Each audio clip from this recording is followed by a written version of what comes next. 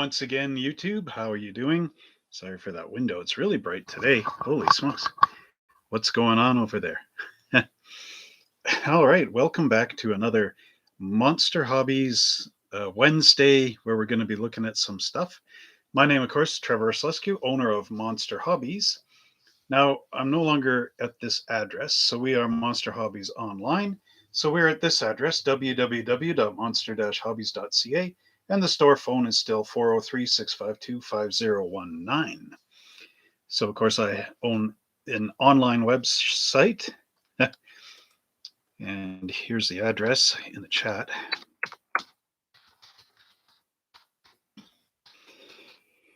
Oops. Pardon me.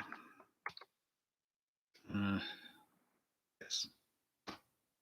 So there we go, monster-hobbies.ca, your favorite place to get all your hobby stuff. Anyway, our site is priced in Canadian dollars. We offer free shipping on Canadian orders, not odors, orders over $75. We accept PayPal and credit cards on our secure pay system.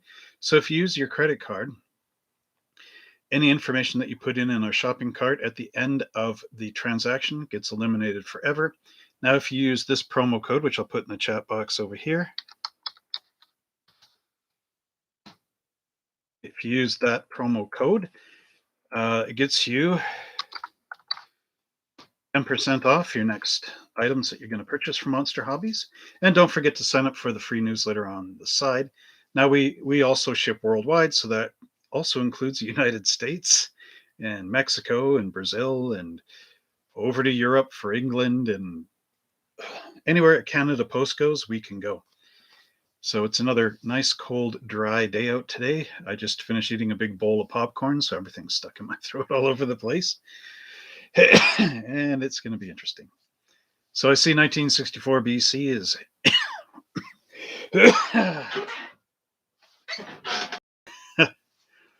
Okay, so I've been working on my website, and just as a quick here. So I've been working on my website, and I ended up losing track on what I actually have in there. And I'm working on comic books, and I'll just bend this over here a little bit. So you see that those boxes right there that I'm pointing to? There is 4 of those stacked up. I've got another one down here, and then I've got 4 ones that are half those sizes, and there must be about, I don't know, I haven't really counted it. There must be about at least 1,000 comic books per box. So I'm trying to get those. Now, I've already entered them all in the computer or on the website, but the problem with it is I need to make better descriptions and keywords and all that stuff so that people can find them, because I don't think anyone is right now. So I kind of made like 10 steps forward, and now I've got to go all the way back and put all that stuff in there manually. So it's not fun. So anyway, because of all the mess in here, getting back to why you're watching this, getting back to this, I couldn't really get any of the model cars that I built before out because they're in shelves and bookcases all up above in the corners up here. So I can't really reach them if these massive amounts of comic books are sitting in the way. So instead of that, what I thought I would do today is share my little detail bits from garage model kits. Well, not really garage model kits, but they would be like the extras in some of the model cars. And I've been collecting these for a long time. And as you know, I put up that poll on the community tab about doing a group build on this channel. So I'm still sort of trying to get that down. So it basically boils down to 50% of the people in that poll want to do hot rods, custom cars, and show rods. So I don't know if we should do that as one big group build, the 3, or if I should do a second poll where it's just, okay, which do you prefer, hot rods, customs, or street rods, or whatever I have there. Show rods, I think it is. So maybe we could re-vote for that, because we kind of did narrow it down from what I had before. So now it would just be more fine tuning at this point. So I think it could be good. Anyway, I was going to bring up the that kit that I have that I'm selling at the store, since this is about garage stuff, and that is the weekend wrenching set from AMT, the what's called Tip Top Shop, and the Get On Up. Whoops, I'm losing my focus here. Literally, what's happening? Come on, camera, smarten up. There we go. Too bad I can't lock that in. I can with my Canon. I can actually lock the lens from going in and out. Anyway, so I have those 3 kits for sale on my website, and I also have the old Fujimi Mechanics set, and I've got the garage that's the Fujimi walls and the floor.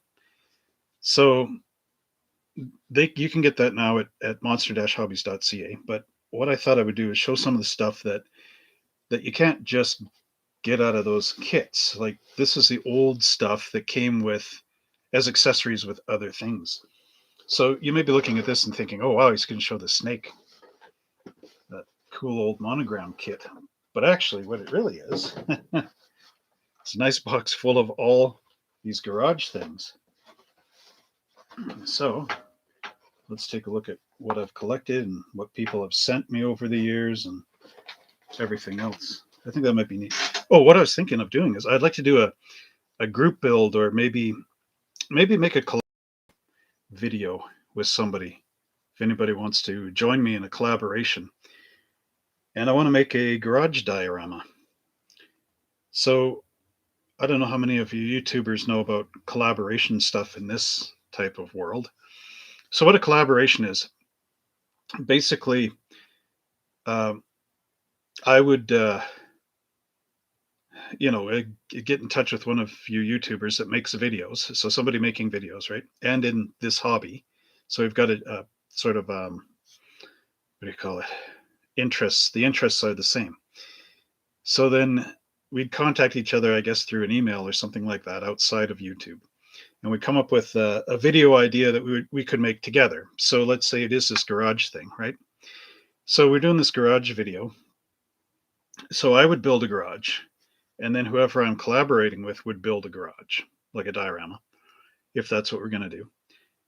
So we would both build it, but then we would make like a series of videos, right? Maybe 10 of them or something. And then I'd say at the end of my video, short videos, right? So at the end of my video, I would say, don't forget to check out whoever I'm collaborated with, insert name here, his video, because we're building these garages together, and we're going to see who has, or, see which garage looks, I was about to say better, but that's not what you want to do. You just want to say, like, I'll check out his video where he's building a garage as well, and see which one you like, or, or take his take on it, or whatever else, or her take, or whoever I'm working with, right? Them take, their take. Anyway, get with the times. No, but seriously, so then when you guys watch my video, at the end I say, if you want to see how, Bob or whatever is doing on his garage, check out this video here. And then they click onto Bob's video. So that's the person I'm collaborating with. And then on Bob's video, he says, oh, if you want to see on Trevor's garage, check over here, So that's the collaboration part. And apparently that's supposed to help build between the 2 collaborators, or 3 or 4 maybe, the views and the amount of subscribers and that, because now I'm helping somebody from my channel find another guy's channel, another person's channel. Person, I guess. We're all peoples. Okay, so let's get down to the real business why we're all here.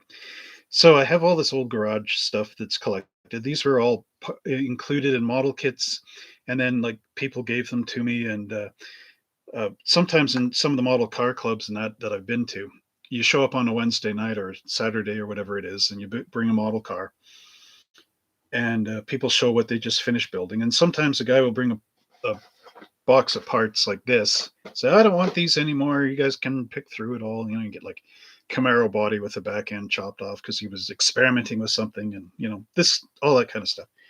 So this is all like the little garage bits and pieces. And this is outside of the Fujimi and the AMT kits. So here's the first piece. Now this one I did build up. Let's see, can I get that a bit better? This is a tool cabinet. As you can see, you got a top one, and it's got the little handle there, and then the bottom. Now I do believe this came in the Monogram set because Monogram had a whole bunch of these.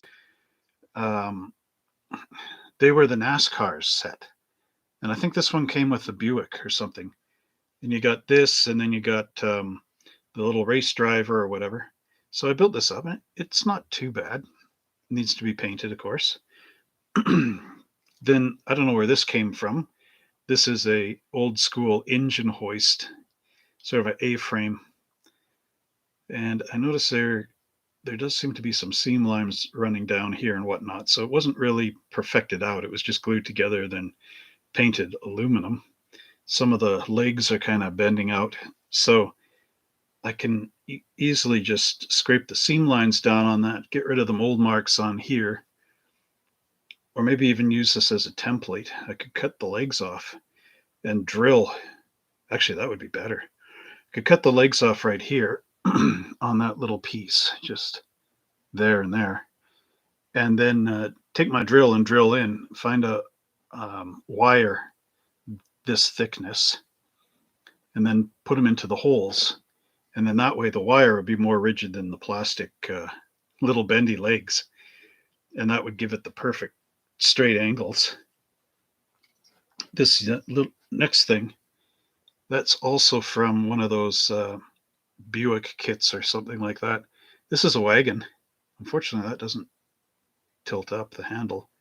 Although you could make it tilt up. A little bit of skill. Now somebody had spray bombed the parts tree with this gold color. So my little radio flyer Wagon here will have to be painted a different color. And they didn't spray paint the wheels, which is kind of interesting. But still, some cool stuff for your garage diorama.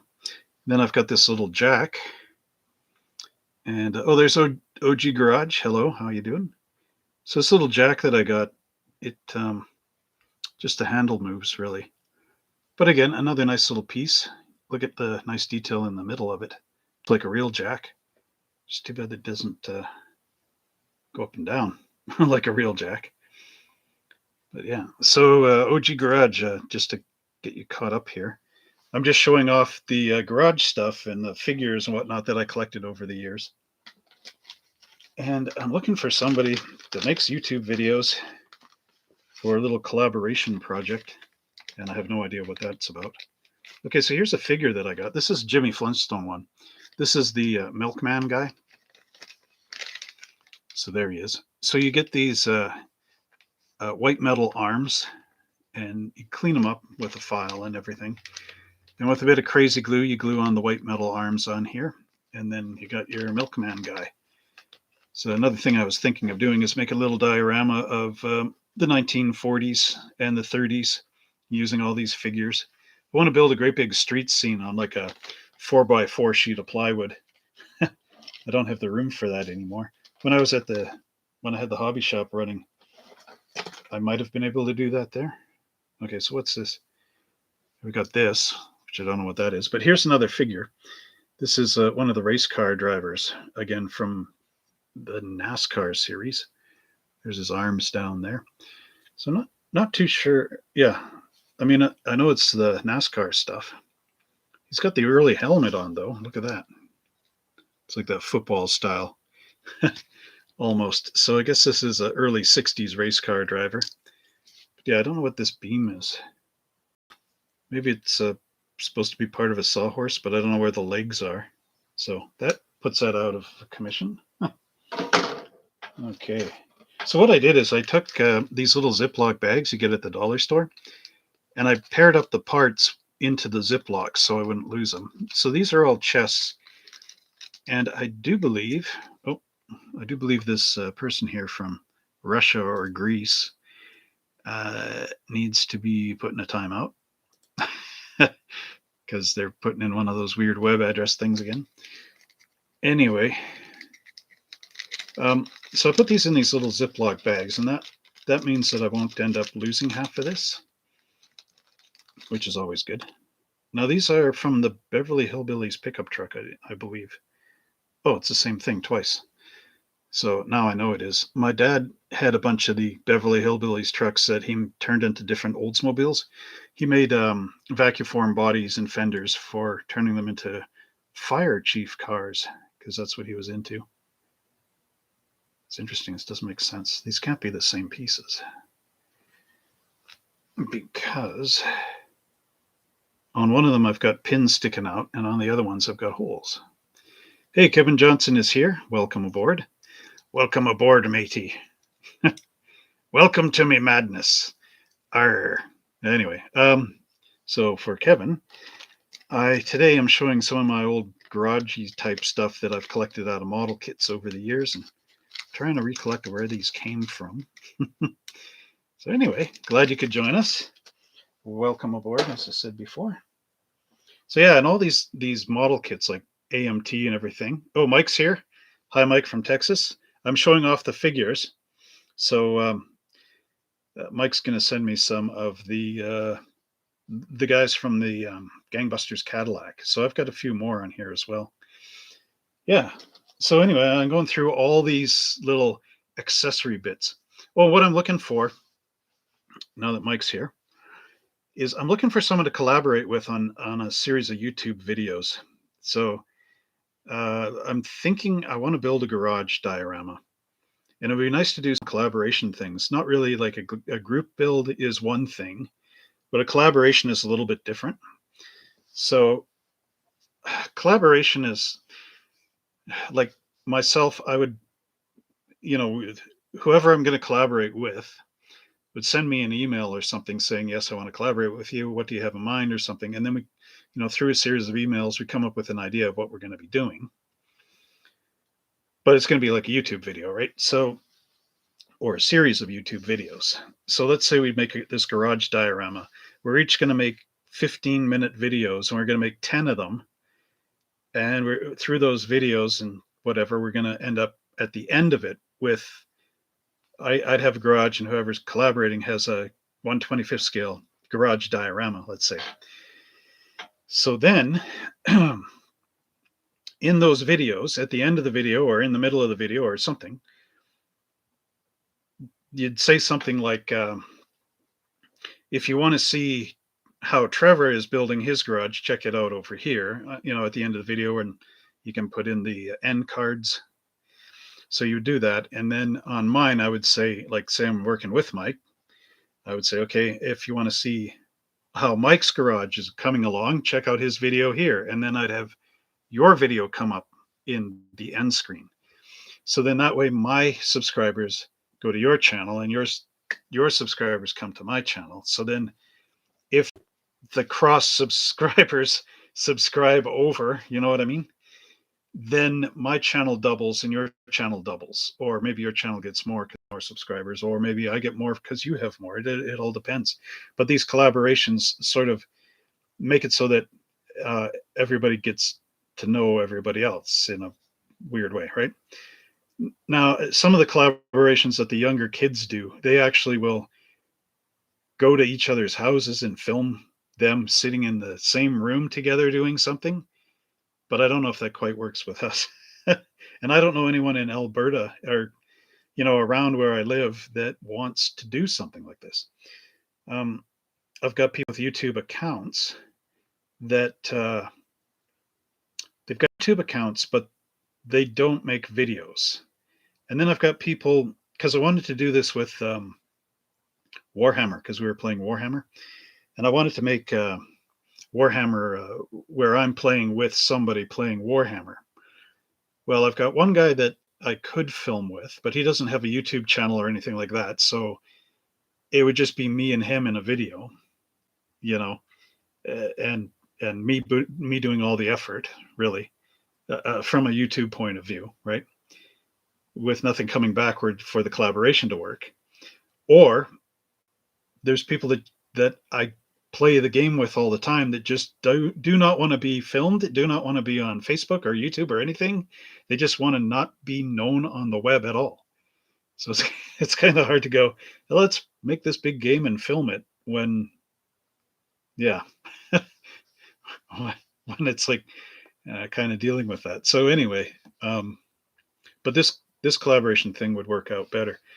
But like my daughters watch these two.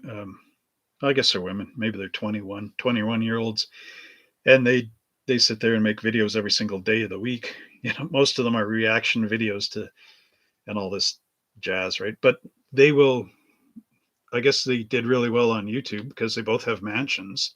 So then once a week, the one girl goes to this girl's house, and then they do all this stuff like spray whipped cream at each other.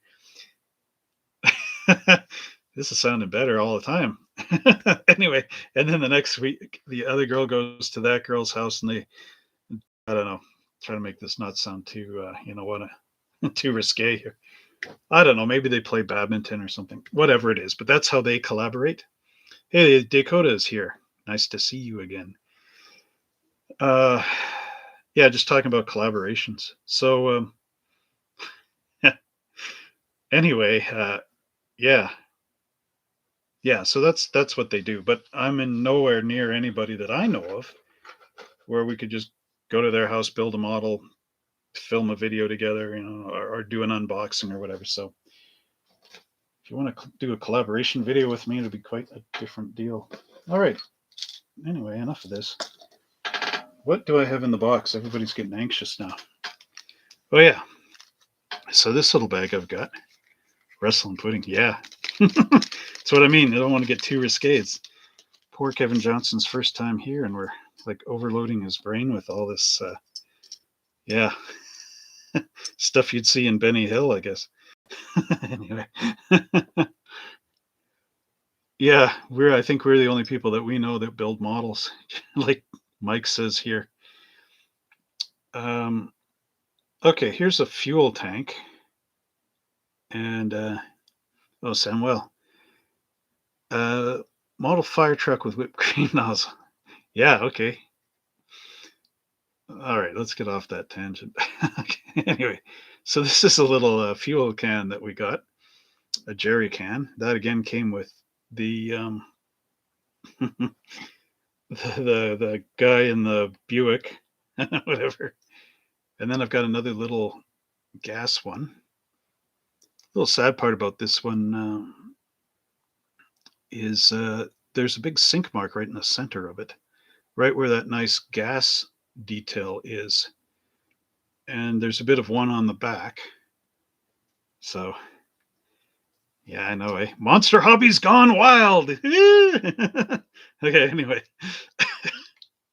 So then we also have these fuel jugs. Okay, I guess I got to end my live stream and then go hide my head in shame for about a week. Come back. Anyway, so these are the fuel kind of things that they use in racing. So they've got this all full, and the NASCAR comes in, they pull the cap off and quickly dump this in. It takes about a minute to fill up the car. So I've got two of those. So this is, I guess, my gas bag. Oh boy. Yeah, you know what?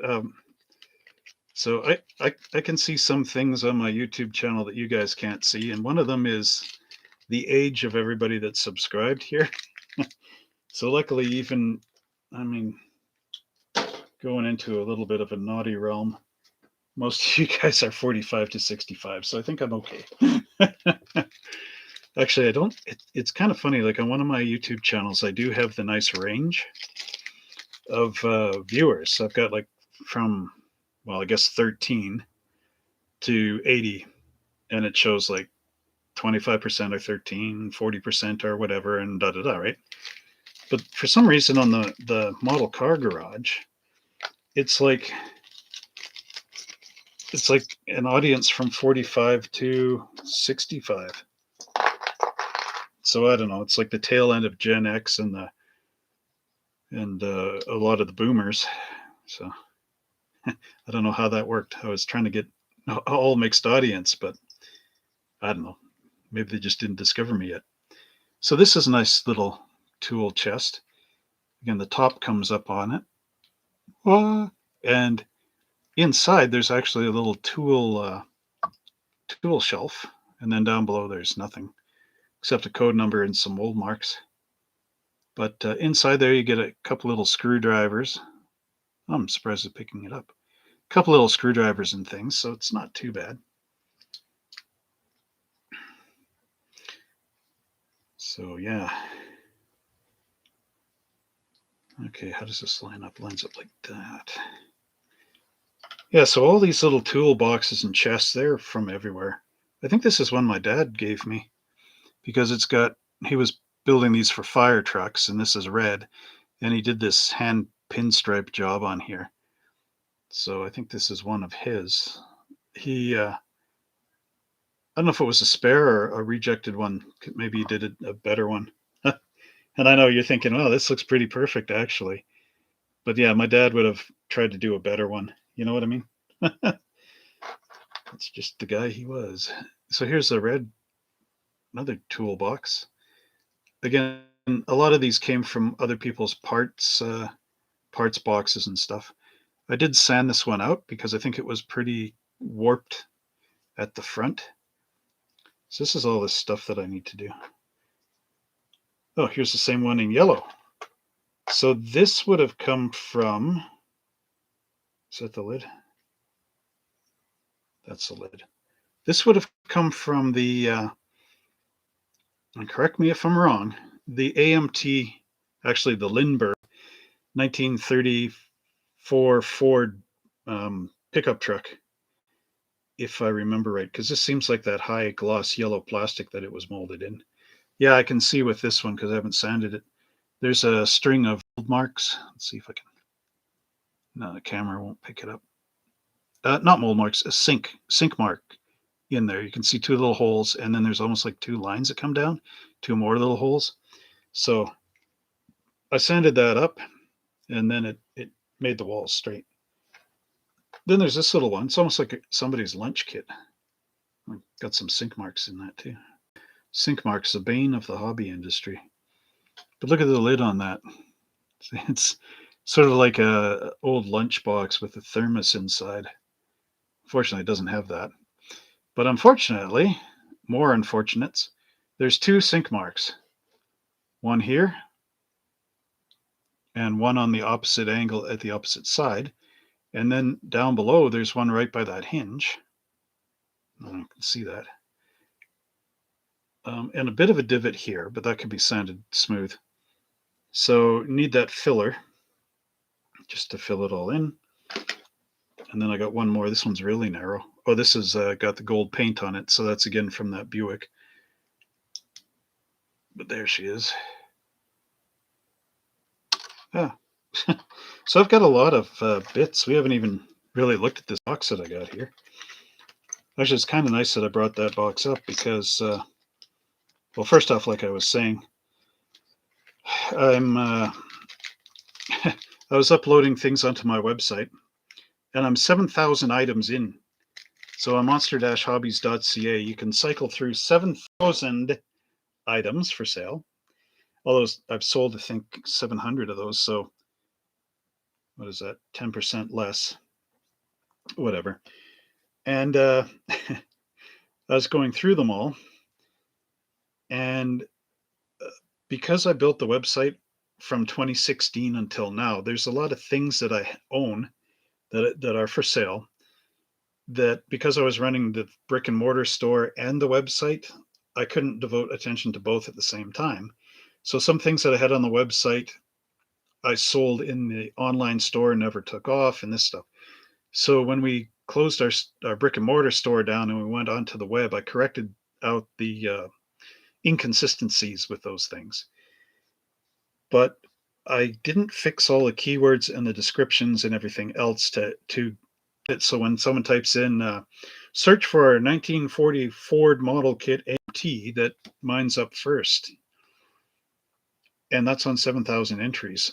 so I started to put stuff in the computer, and I got a bunch of these piles cleaned up in the house and whatnot. And then it dawned on me that I've lost track as to where I am on this thing. So I'm going back and just double checking.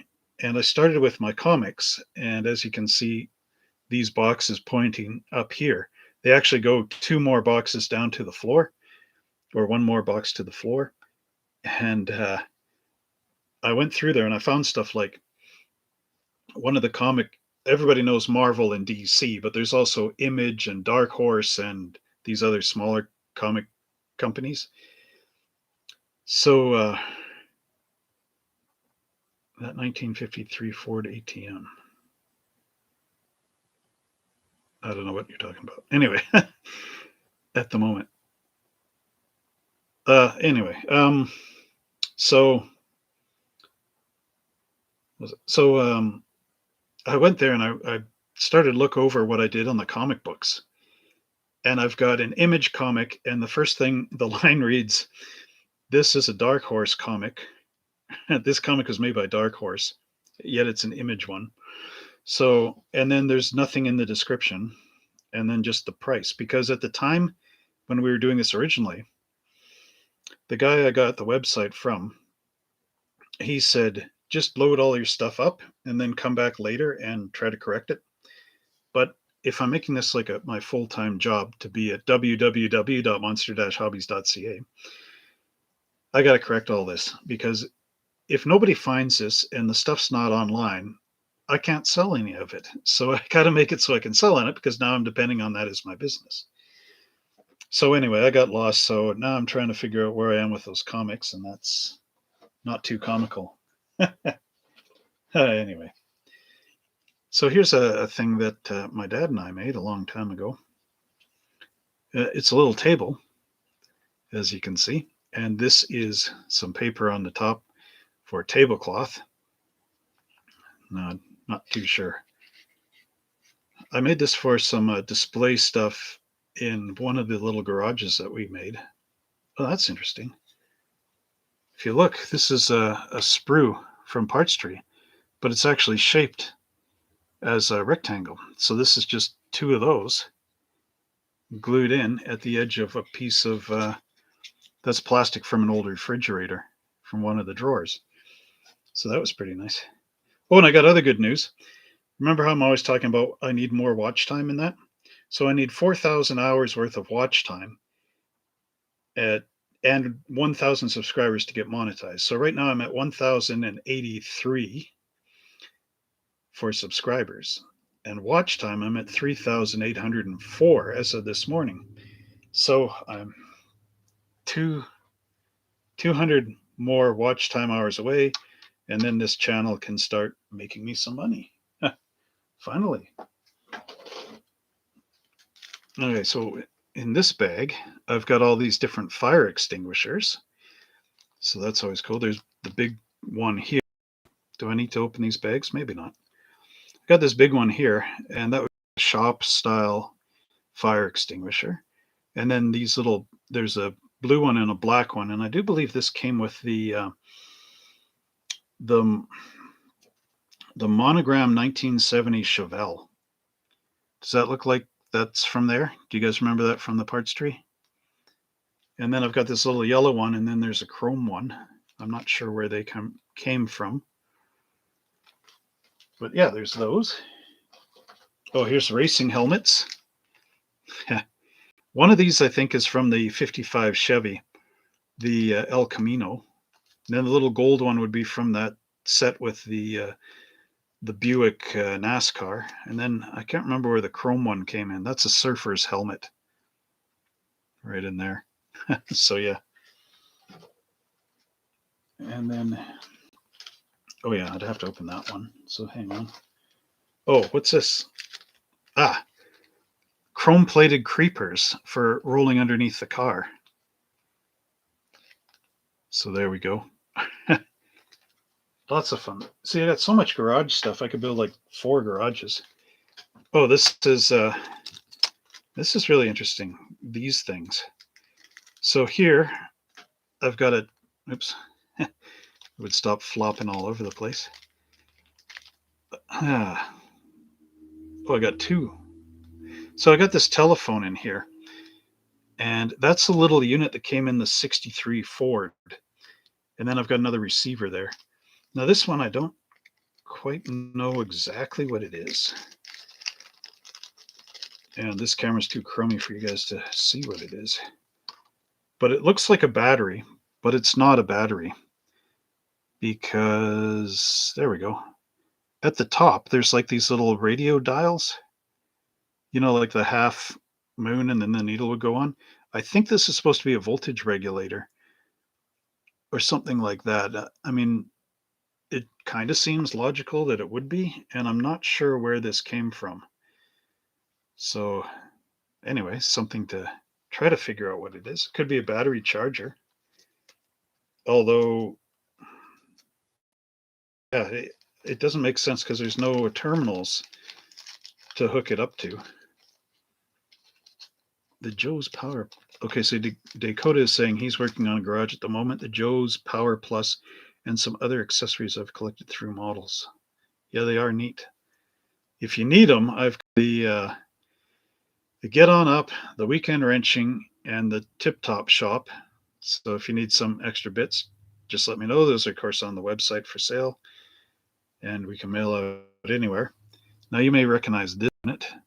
That's a CB from the 53 Ford pickup truck. And it's quite a big CB in comparison to the one. Whoa, don't fall down. Don't fall down. Okay. To the ones that, when I'm doing these unboxings right now, it's like every car from the 70s has a CB in it. So actually, you know what? This CB, considering that the Ford pickup truck, the 53, was made in 62, I believe, this could be the earlier version of the CB before the 70s came in and really got the CB movement going. So this is, I think those ones in the 70s kits are Motorola's. So this would be pre-Motorola, maybe one of the other ones, or just an earlier Motorola version. It's almost like a World War II kind of thing. A CB radio from 1953 would be pretty close to Korean War time. Okay, here's one that Mike might remember. This is the suitcase and a little briefcase from the Gangbusters. This is a spare one I've got from a couple of them. There's a little teeny hinge in there. Got to be careful with that. Yeah, there's the diamonds down below. So what I was thinking is, I'm thinking of making a collaboration video. I don't know how many of you would be interested in this. What I want to do is I want to build a 1/25th scale garage scene. And of course, I've got all this stuff plus the Tip Top Shop, the AMT 3-pack stuff, and Fujimi mechanics, and a whole bunch of things. So this collaboration video would be, we get together, we share emails, we come up with an idea, and then maybe make a series of 10 videos, 15 minutes long, something like that. And it would be, my video would be me building my garage, your video would be you building your garage. But at the end, we would say, if you want to check out what the other guy is doing, take a look at this video here on the end screen. So then when the end screen pops up, whoever, like say I'm doing this with Dakota, right? So Dakota, his build video would say, check out what Trevor's doing on his garage by watching Trevor's video here. So then in the end screen, if any of you guys have used the end screens, you know that when you go to do a video end screen, it'll say, do you want one of your videos in the end screen, or do you want any video on YouTube? So what you would do is you go onto my video, you get my video link, and you'd throw that into that thing where it says somebody else's video. So you'll put in that link, YouTube will find the video, and then if it's the correct one you want, you just click on that, and then it throws my video link into the end of your end screen. And I would do the same on yours, or on my video, you know what I mean? So then that way, my subscribers get to see your video and your subscribers get to see mine, and hopefully there'll be a cross-subscribing going on. So that's what all these people do in these collaboration things. And we're not going to talk about what we talked about earlier in this video. You'll have to wind back and see that. Because, woo, it was spicy. Anyway, oh boy. So here's another thing. Anybody recognize these? These are all the moonshining jugs from the Beverly Hillbillies. And my dad had 2 of these kits, and I've got 2 Beverly Hillbillies, because the Beverly Hillbillies truck is really the only 1920s Oldsmobile model on the market. And I used to be in the Oldsmobile Club in BC. And so I've tried to get as many Oldsmobile model kits as I can. And then my dad was making fire trucks. And that Oldsmobile sort of fit with what he wanted to do. So he vacuum formed, he made like the Model T with the tall roof. He made his own version of the tall roof with vacuum forming for this Oldsmobile fire truck. And then he made another one into a chemical wagon. Actually, you can see that video on my Madcap Romanian channel, I think it is. I can't remember if it's on this channel. But yeah, he didn't need the moonshine jugs, so he gave me all those. And then I want to make something out of my Oldsmobile, so I don't really need mine. So all of a sudden we got this big moonshining outfit going on with all those jugs. Okay, here's a bag of car batteries. And again, I've got another one of these oddball things in here, which I'm not quite sure what this one is either. So maybe some of you guys know out there. Actually, it appears I got two of those. So I wonder if this would be... Okay, so obviously I've got a bunch of 6-volt batteries from the 30s. So the 6-volt batteries here,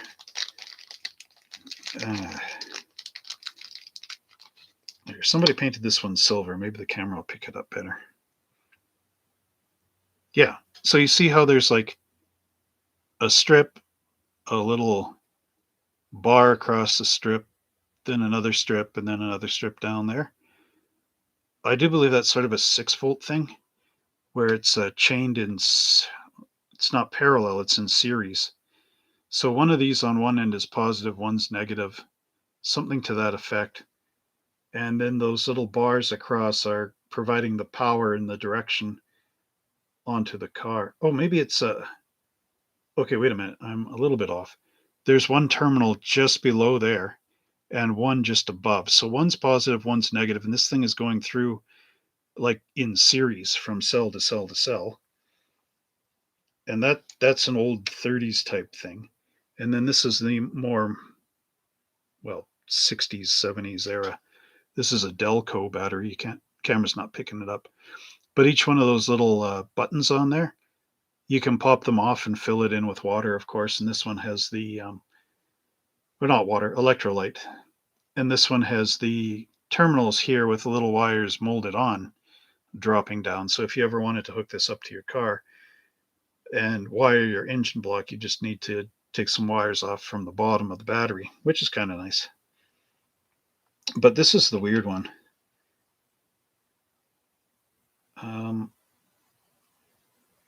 Yeah, I guess it's a battery too.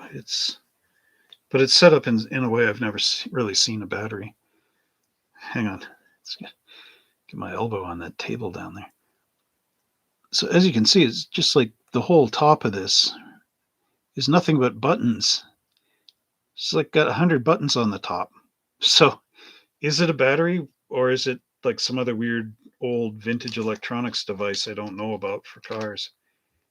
It's got to be a battery, but it's a really weird type one. Anyway, so that's my bag of batteries. And oh, these are neat. These are lanterns, because my dad was building all these fire trucks from the 30s. So he came up with a tool to spin clear plastic in a wood lathe, or in a lathe, I guess. And then he held the tool up onto the side and it carved it into these neat little lantern shapes. Then you paint the top green and the bottom green. And I think you can put a little pinhead or something sticking out here as the little adjustment thing to brighten up your lantern. So that was part of his fire truck stuff. He gave me some as well. Oh, here we've got the old jacks. So there's a lot of the little scissor jacks. The scissor jack comes in the Ford, the 53 pickup. I got a bottle jack in here. Let's just move this.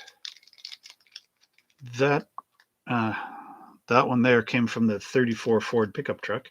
And then there's these vintage style bumper jacks. I've got one of these out in the backyard. They are not the best jacks because if your car rolls a bit, they just shoot out. You're supposed to put them on the back of the bumper and jack them up in the air. Oh, here's another thing that's kind of cool that someone gave me. A little bit unfortunate in a way, but still. Now, this is an oil drum. The reason why it's unfortunate is because the white on here is actual white plastic and not paint. I could probably work a brush around it, but like look at the top, little aluminum. It's got the dome shape in it, and it's got a little screw in the top for the cap so that you can undo the cap and fill this with your oil. And yeah, that's the other problem. The decal kind of is, well, who knows how old this is, but the decal's getting a little bit chipped on that one side.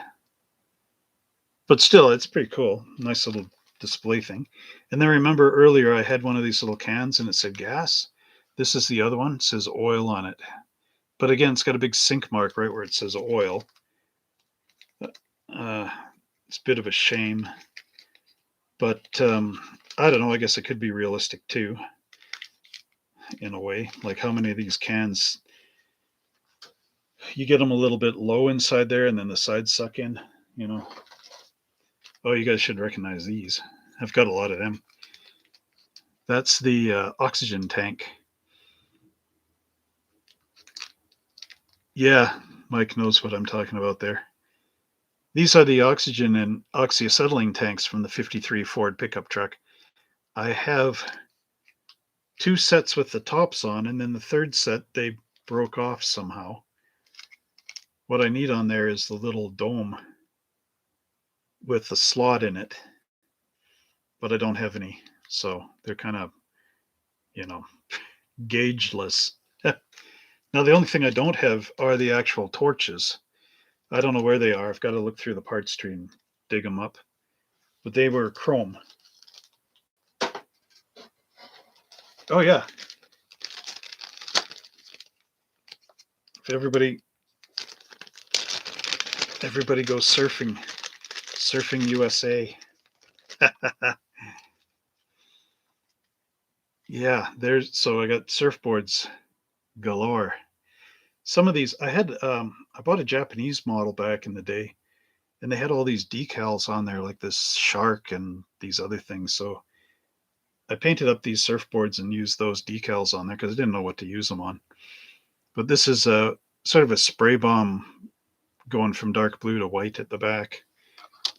This one somebody gave me. This is like the old Big Kahuna surfboard, but I don't have the little fin underneath, so I'll have to make one up. There's another one. These ones came from the garbage truck, I think. Somebody painted this gold and it didn't. I don't know what happened here. Something not good. There's hair in the paint, so I have to strip that one. There's another little one I made. Oh, I think this one is from the. These ones are from the garbage truck. These ones I don't know where they're from, but I got them. Yeah, so there's garbage truck again. This one's blank, but on the back it's pretty dirty. And then, oh, this was one I made up. I painted the stripe by hand, but it went outside of the little lines that are molded in here. And, oh yeah, this one. It's a kind of a 50s atomic type thing going on there. Oh, the torches, Mike, they're on the chrome tree. You got to look for them there. The tanks are gray plastic and the torches are chrome.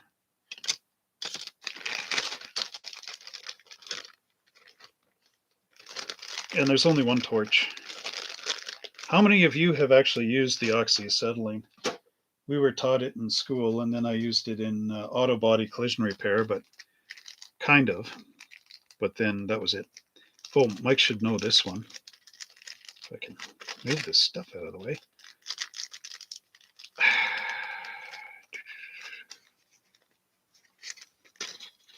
Yeah, too bad I don't have the 53 Ford kit sitting up here right now because I could show you where they are. Can you see this? Here, let's lift up there. So there, Mike, you recognize that one. That's that vise that you had on that bench that you made. So there it is. I've got one too. Although I think my handle got squashed. Oh no, it's just flash. No, it got squashed. Oh, JC has used the cutting torch oxyacetylene. The only thing that worries me with that is when you first start it up.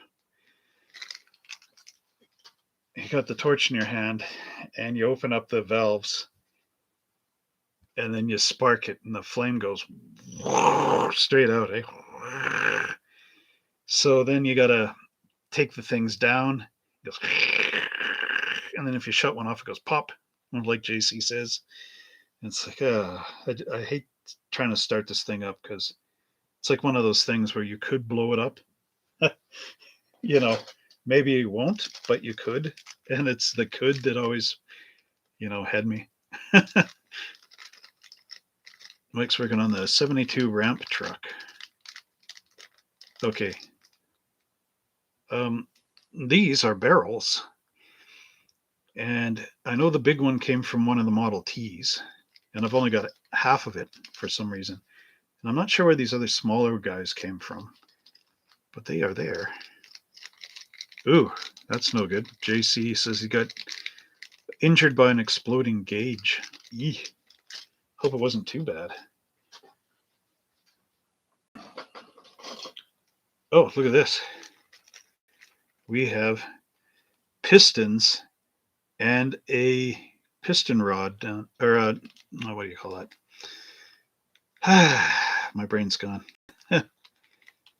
Camshaft is up top. That is, what is that? You know what it is. That's where the pistons are going. Come on, Trevor. Why is your brain shut off right now? I think this came from, I'm not sure. Oh, the crankcase, the crankshaft. Pardon me. That's the crankshaft. I knew I'd get it. Oh, yeah, that's Mike's saying he got the vise from the 72 ramp truck. So mine is black. So maybe it's not from the ramp truck. Unless there was an old version that was molded in black plastic. Just burned my hand in blue brass and rubber under my... Ooh, man. That's no good. Hopefully they got that fixed for you. Eeh. Okay, getting back to this crankshaft. I know there's one in the 58 Chevy engine block. I don't know if that's from that or not. Again, this stuff was... People had a box and they're like, here, have this. So that's my theory. But I don't think the pistons were from that. So that's why I'm not 100% sure on that. Well, here's another thing from one of the sets I've got. I don't know where this came from, but this is the gas tank one. And then I've got two air tools here, impact wrenches. Looks like the same wrench, actually. And then there's a smaller little bottle. Maybe that's for water or to give the driver something to drink. But I do believe this, again, is NASCAR stuff. Oh, the little jack was in one of these, I think, in here. And then the toolbox was, some of it there and some of it in here. So this was, again, one of the NASCAR kits. I think this is an AMT one. I think the yellow one is Revell or Monogram. Oh, yeah. There's Granny's park bench. And if you want to see one that I built up, there it is. The nice wicker. I used the Games Workshop paint on here. Ooh, so JC says that happened in '89. So anyway, yeah, so I painted this up with Citadel Games Workshop paint. There's 4 paints on there.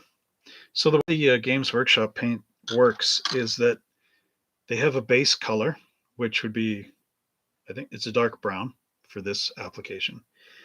And then you apply basically a wash over the top. So the wash will go into all the little cracks and crevices and everything. And then the next kind of paint is called layer paint. There's 2 layers. So they have layer 1, which is, it's similar in color to the base coat, but it's a little bit lighter. So you put layer 1 on top first, and you dry brush it. So dry brushing is, I got some paintbrushes way over here. Hang on.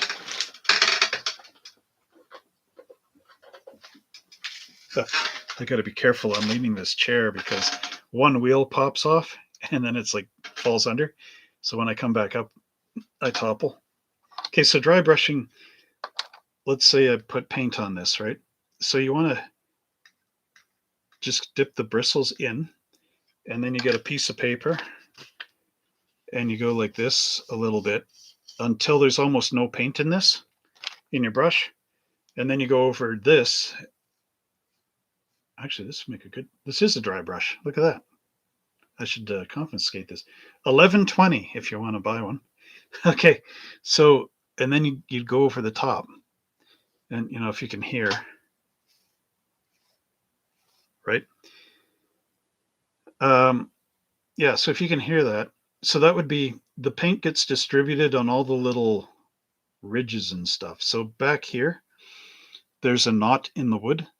So what you're looking at is the original color is in there somewhere, and then the wash color, which is darkening it, and then the dry brush will come over the top. It won't go into the hole, but it'll just hit the top surface, and that's what dry brushing is.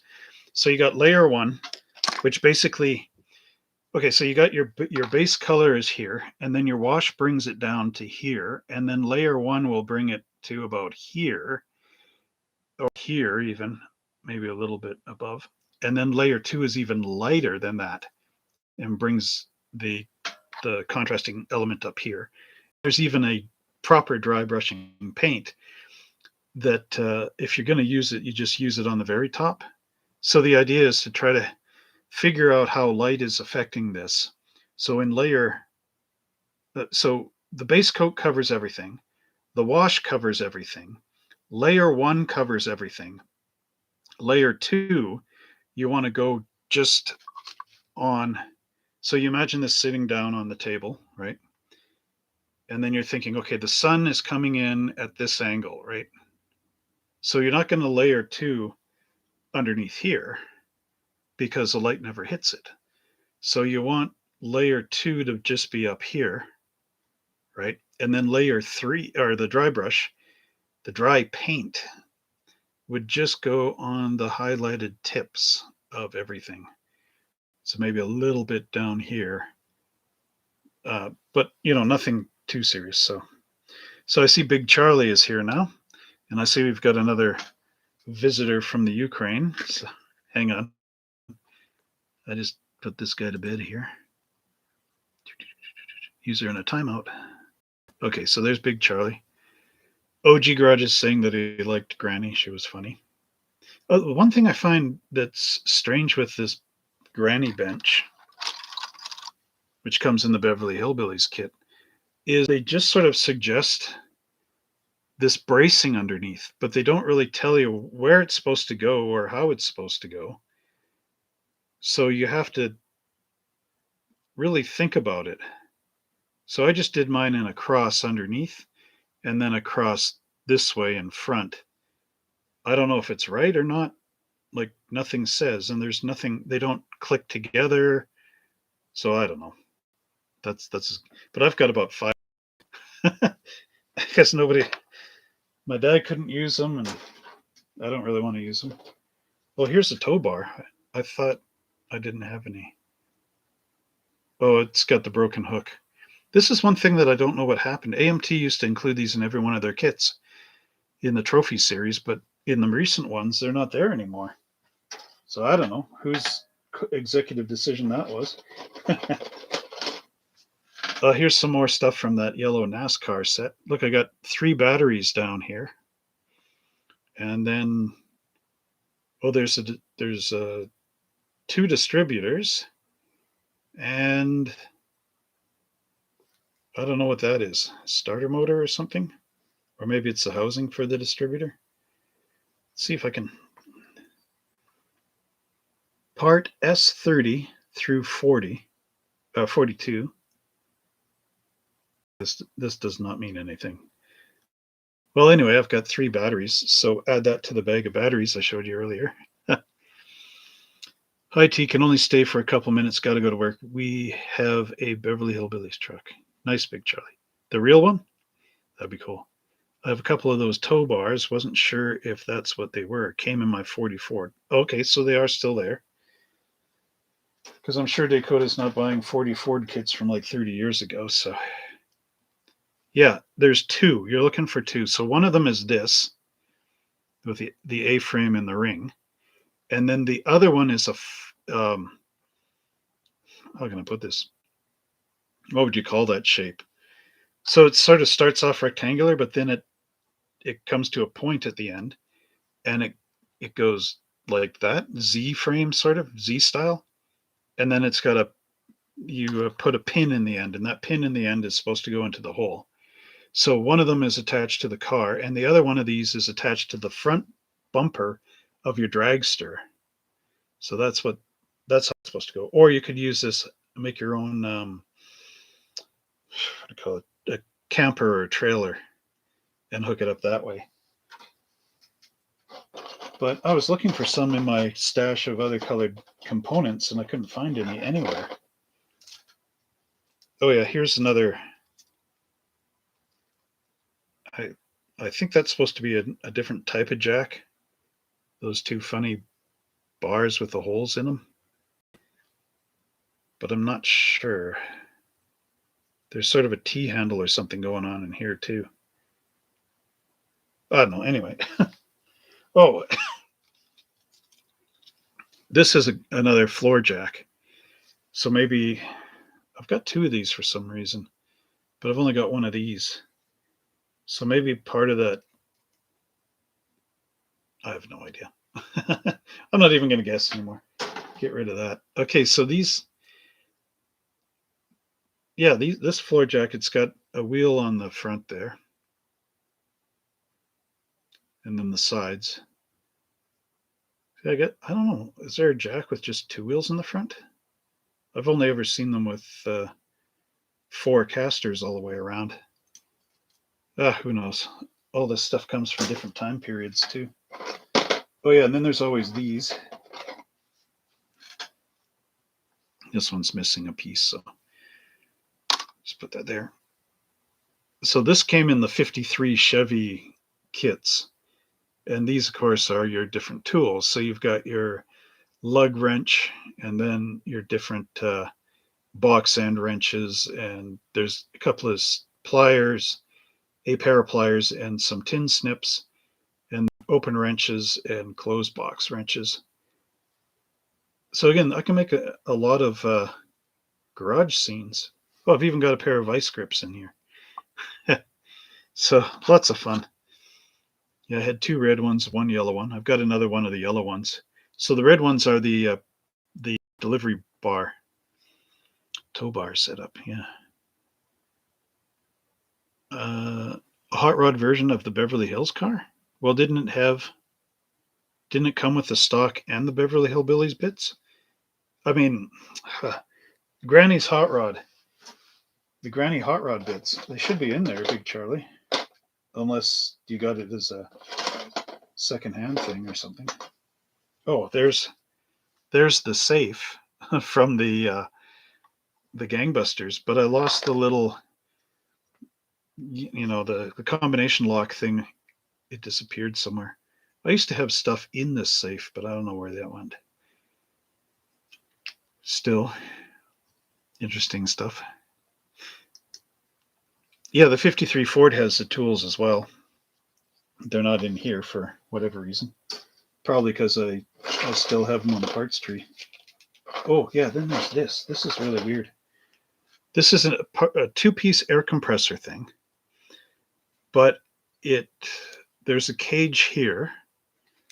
This is supposed to go on the back in midair, and then it rests on this little loop on the ground.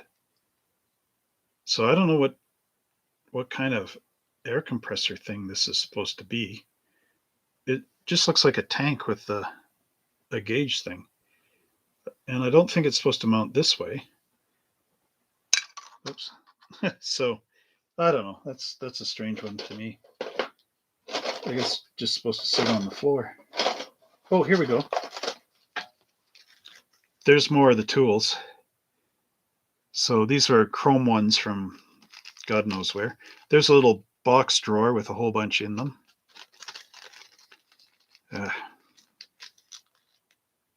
That one's nice. Somebody painted that in there. And then somebody up here took a little strip of cloth. It's got to come out. They took a strip of cloth. I mean, it's not really cut out the best. Got a lot of frill going on at the top, but it's a good idea. So they took this piece of cloth and they glued all the chrome tools on there. So this would be like, actually all this needs is a drawstring. And then you've got one of those old tool sets. Let's see if I can do this. Yeah, I can do it. That you rolled up like that. And then you wrap the little band around it. So somebody had a good idea for this. And then that's what it would look like when you undid the rope, whatever. The bia. Okay, that's part of that. So yeah, and I got the little lug wrench here in chrome, and looks like a good, not too many seam lines. So there's a hacksaw in here, ball peen hammers, pliers, screwdriver.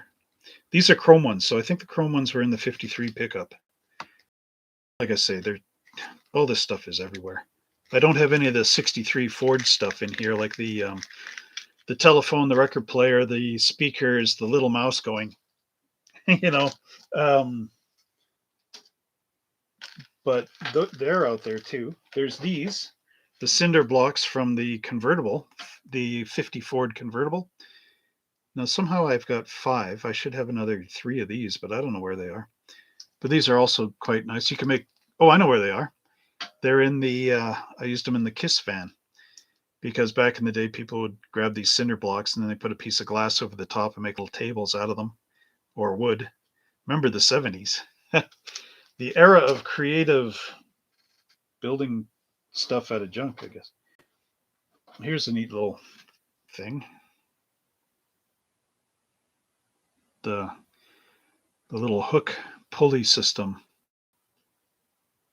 Now, I'm not sure where this is supposed to go. It might be part of this. I think it might go in here somehow. Maybe that's what this is about. And then maybe there's a missing part to this, which wouldn't surprise me. That hooks up to your engine block, keeps your engine block up in the air as you're pulling it out of the car. I think that's a steering wheel. One of those, the deep dragster style, like, not Mickey Thompson. What's the other guy's name? Don Garlitz had this type as a steering wheel, right? So these two are, it's almost like aircraft style. You're holding on the wheel and then it's just your hands there. And then the 2 pieces come down onto the thing and you're driving the car like this. I think this is Don Garlitz style steering wheel for not NHRA. Maybe it is. One of those rail dragsters. Oh, here's something cool. Literally. It's a cooler. An actual cooler. And see there it is, the ribs on the side. And then as you look in the top, there's, let's see, ice and pop in there. Can't really tell, but it's there. Curb is on here. He says, I think those steering wheels are called butterfly steering wheels. Could be. Could very well be. I wish I had a cooler right now full of pop and hot dog wieners and marshmallows, and I wish I was out camping. Swamp rat. There you go. Probably where it came from, right? Oh, here. We even have a flag. Da-da-da-da. I think this is from a boat or something. I don't know where this came from. Like I said, people showed up with big boxes of parts and said, have this. It's a windshield there. Oh, here's some of these easels that came with the customizing car series in the 80s. You got the easel. There's a completed easel here. So somewhere I've got the bars for these two. But this one was for the 50 Ford. It's a decal. Then you're supposed to write built by Trevor, paint by Trevor, engine, whatever the flathead, features, blah, blah. And you're supposed to write it on this decal. And there's also the 66 T-Bird one. There was a 66 Buick Wildcat. And what's the fourth one? The Mercury. The Mercury is the other one. But I only got those. So then, sort of, you can't really write on the decal. Huh, that's interesting. I thought that was another one of these, but it's not. But it could be. Actually, it's the same size. Maybe it is one of those. Oh, here. I made up my own. Yeah. I took drafting. My dad took drafting too. 32 Vicky, 67 Cougar, 69 Cougar Eliminator. The back row is a 69 Destroyer and a 70 Chevelle. So we got 4 Fords and a Chevy. This was my dad made. We were going to a lot of the uh, model car contests back in the 90s. And so my dad made this little, it's not a garage, but it's like a showroom thing. So at the back, it's got a shelf this way. And then at the front, it drops down like a stage. And then there's a curtain there. And then it's got a floor. It sticks out in 2 sidewalls and a back. So my dad made that so that we could take it to the model car shows and then show all our cars inside that box thing. And then, of course, the judges didn't quite understand what was going on, so they just figured it was just one model. So that didn't work out. So we abandoned that, but I still got that thing. And that's what this came from. So that's why it says back row. Yeah, my dad did some cool stuff. Yeah. Anyway, I've got these as well. These were in some of the, I guess, 90s. Whoops, I just broke part of it. It's okay, I'll glue it on later. These were in some of the 90s AMT kits. They came with those little signs. So this one says Ford parking only, and the other one says, well, they both say Ford only. One of them says no parking except for Bob, because that was a big funny thing back in the day. I don't know why. I can't remember anymore. But I put the decal on there, and then I cut on plastics, and then I cut it out and glued it to sprue, and then made these little legs underneath.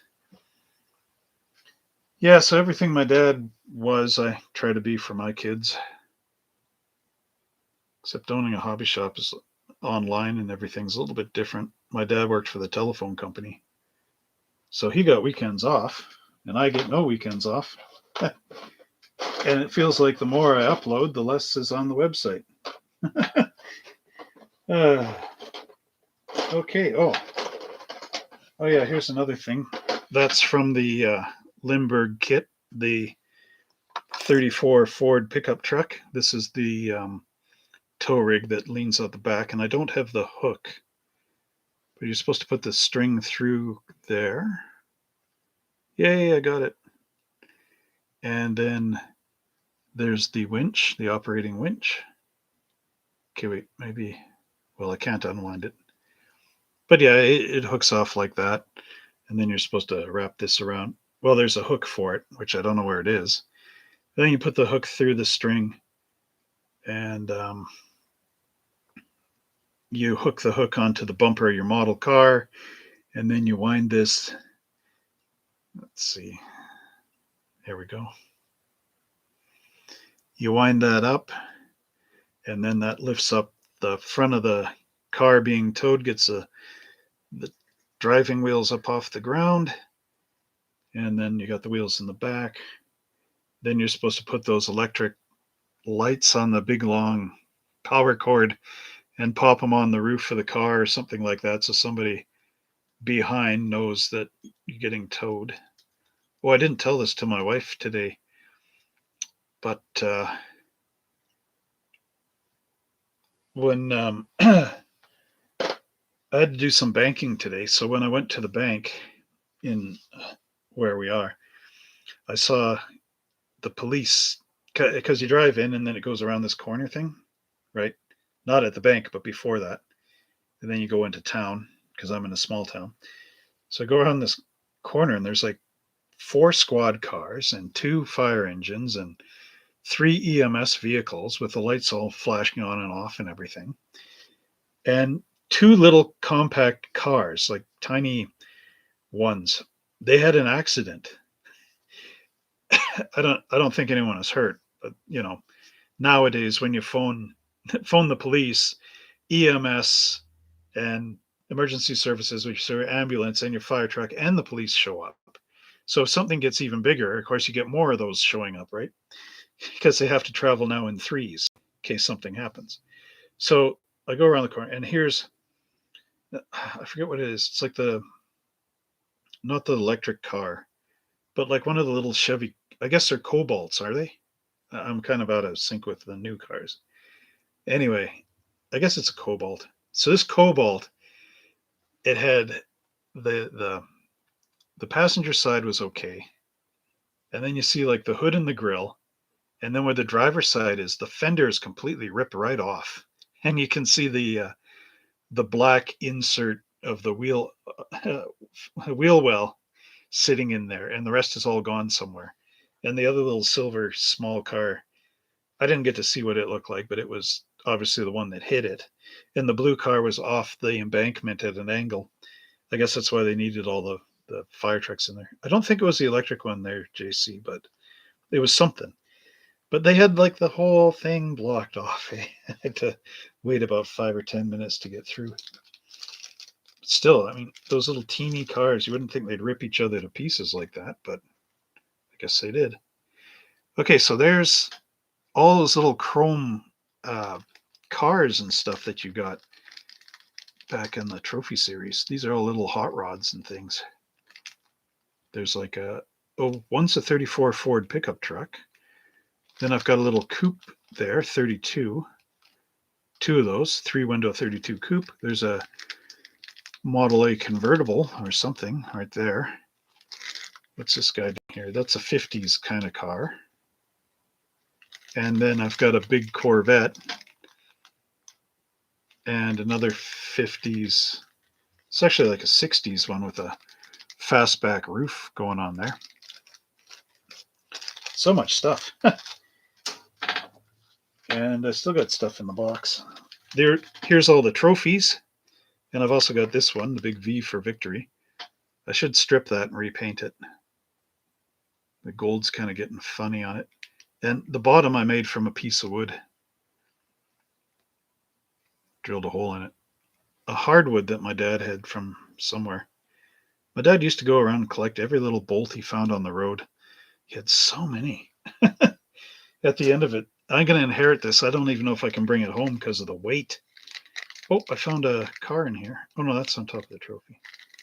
So JC says he drives a 77 Chevelle and an 88 Chevy pickup. Can't stand the new cars. I've got a 2010 Toyota. But of course, I'm a dad, so I need a dad mobile. And but I got a bunch of 70s stuff in the backyard that doesn't run anymore. I got two Gremlins. How many people can say that with pride? No, anyway. No, there's nothing wrong with the Gremlins. Actually, the Gremlin designs inspired all this new stuff. So there you go. So there, I've won the Schneider trophy here, whatever this one is.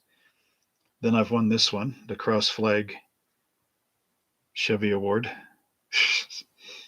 There's another one of those trophies. Okay. Man. Here's the trophy for the best YouTuber on. Oh, I'm just kidding. There's a secondary part to this. It's a tube. I don't know where that is. But I do have another one. Here it is. This tricolor blue is actually a pinstripe from the 70s. I got it when I was in doing auto body collision repair. A guy had a whole cabinet of pinstripes, and he's like, "Oh, these are too old for me now. You can have them." Oh, cool. So, loves Gremlins. There you go. I've got a Gremlin with the Audi 4-cylinder in it. Well, that's gone. Anyway, don't worry about that. It wasn't even complete. There's one of those placards that was in one of the trophy things. Got number 1 for the car. Sort of an engraved deal. There's another kind of trophy there. How many trophies have you won? Let us know in the comments down below. And then there's this. I've got 3 of these ones. One of those first. Here's one that's painted. You can see the. I think that's to me a metallic blue on there. One of my favorite colors. Unfortunately, it's acrylic though. It tends to suck the dust into it over time. Okay, so there's my bragging. Put the trophies away. I do have a few full-size trophies for model car building, but they're not here right now. And that one that fell down in the back there, I gotta get that. Thankfully, it just fell where I can reach it. This is what it looks like. It's the that style. Then there's supposed to be something up in this hole in the top, but I don't know what. This was not mine originally. This came in one of those baggy things. Oh, I got something else in here too. A lot of these trophies came in those 50 Ford customizing series things in the mid 80s. This is another one. I got a ton in here. Remember this candy came in these. And there it is. So these, you put the rope through. Oh, let's see. Let's use this toe thingy. Oops. So you put the rope through the eyelet. There. And then you glue these into, this is for your show circuit, your showroom. So then you put another one of these in there, further on. And this is so people can't go beyond the rope, right? I think they call these stanchions or something, stanchion poles.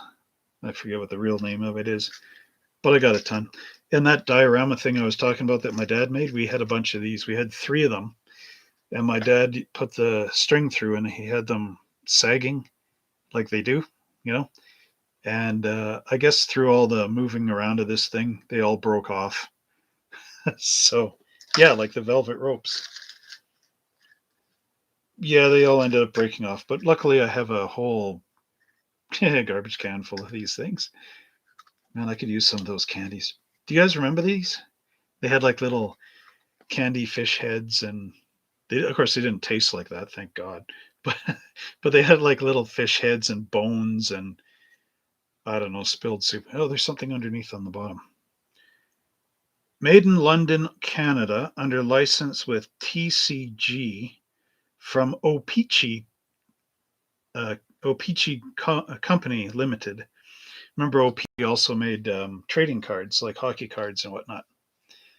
Yeah, not really Garbage Pail Kids. I don't know. I think these are just known as garbage candy. The Garbage Pail Kids are like the spoof on the Cabbage Patch Kids. And they've got like the kid with the snot coming out of his nose and everything. See, now we're going in that other gross aspect. What's happening to my channel? It's getting turned into yuck. Oh, this is something you guys should recognize. I made this little stand. But, in all the model kits, you get something like this somewhere on your parts tree. And it's not really a sign or anything. It's just identification in the sprue from the model company. So I turned it into a sign, painted it, and then sanded the letters off. That's why they look so perfect. They're actually, the paint's removed. So just my own little bit of silliness. Dyersville, Iowa. It's even got the postal code on there, made in the USA. Wacky Pack bubblegum, that was another thing. Kevin is saying they had a candy too that came in those plastic garbage cans. Oh, could be, yeah. Capitalize on the same mold. Okay, so This is one. My dad has the model. I wish I could get it, but he never did anything with this figure, which is really odd. But you may know this guy, maybe know this guy, because the model only came out like once or twice. This is the driver from the 1931 Bugatti from Monogram. How many guys remember this guy? Yeah, garbage candy. Uh, anyway, my dad did this figure. He glued them together, which I wish he didn't do. I'll tell you why. But he glued them together, and I can't get them apart. 60 years later, yet of the Blue Man Group. The problem is with the shoes. There's an issue there. But at any rate, this guy was supposed to lean up against the Bugatti, and his hand is on the hood. So, imagine the Bugatti race car in here. So I guess I'm going to inherit that Bugatti.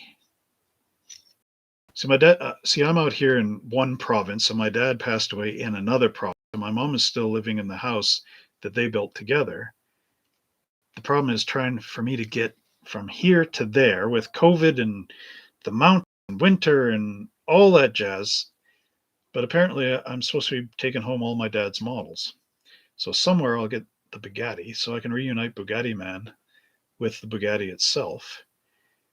But again, Dad glued them together, and well, I guess he's not too bad. But I kind of wish I could pop them apart just a little bit and shift the two pieces just enough so it lined up better, and then I can paint him and put him back against the Bugatti when I get it, if, when, and how I get it.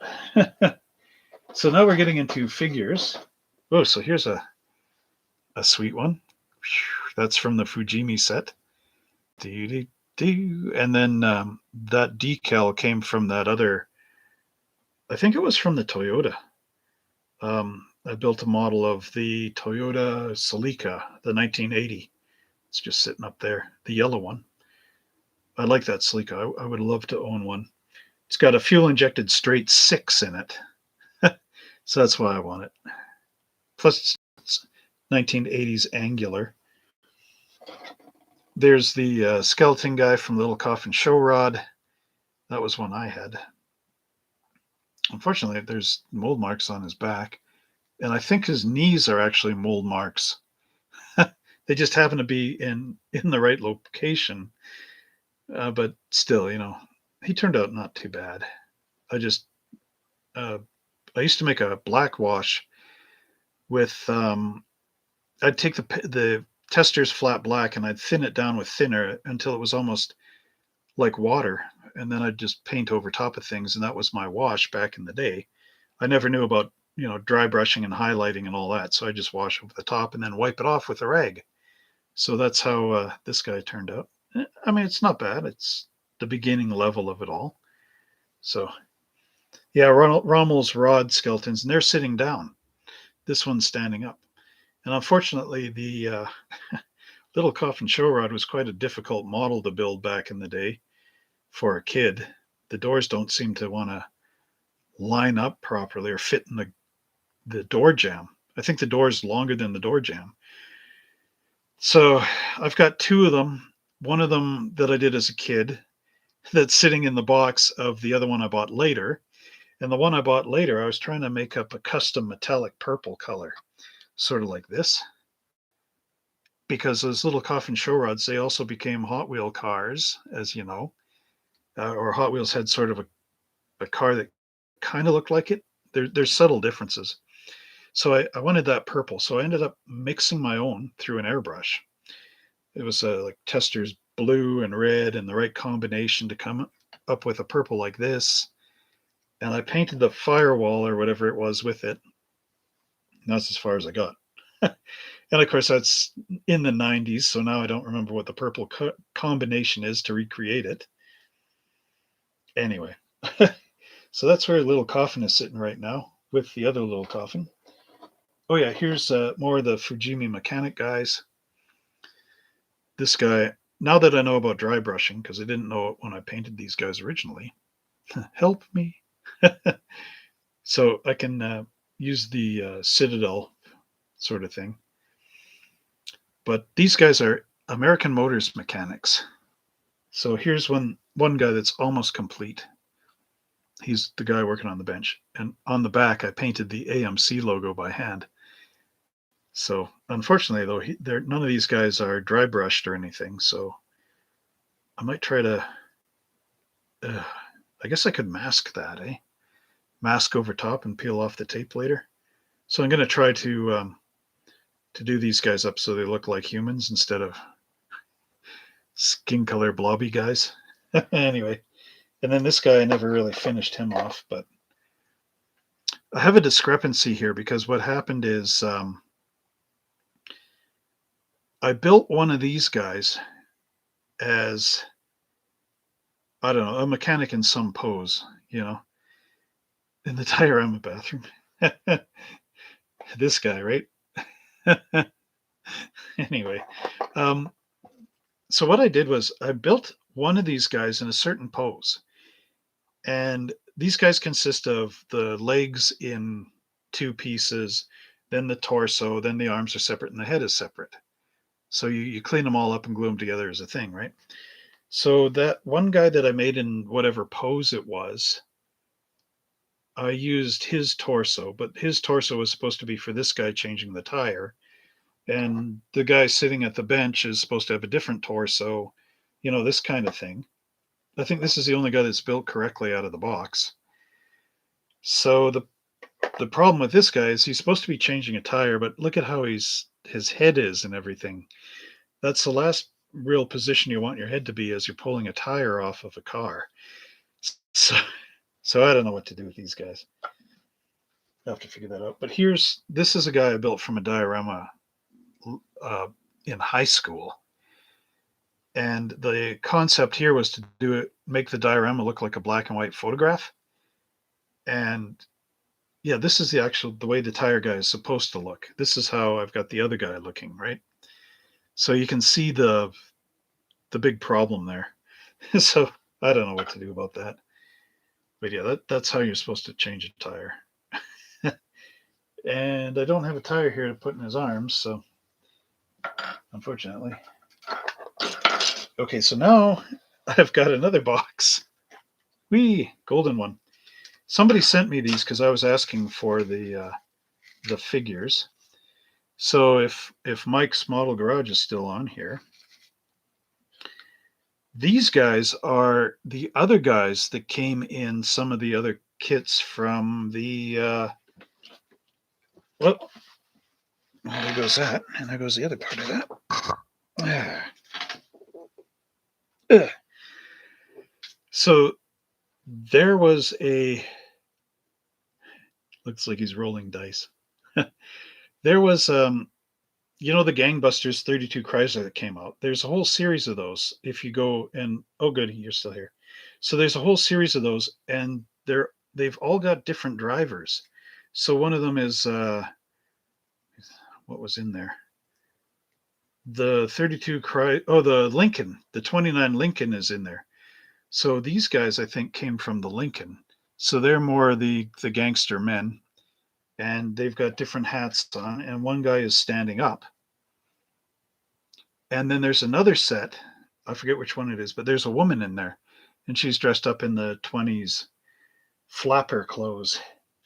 So somebody sent me out these guys. I'm still looking for the woman and whoever else is in that other one from whatever kit that is.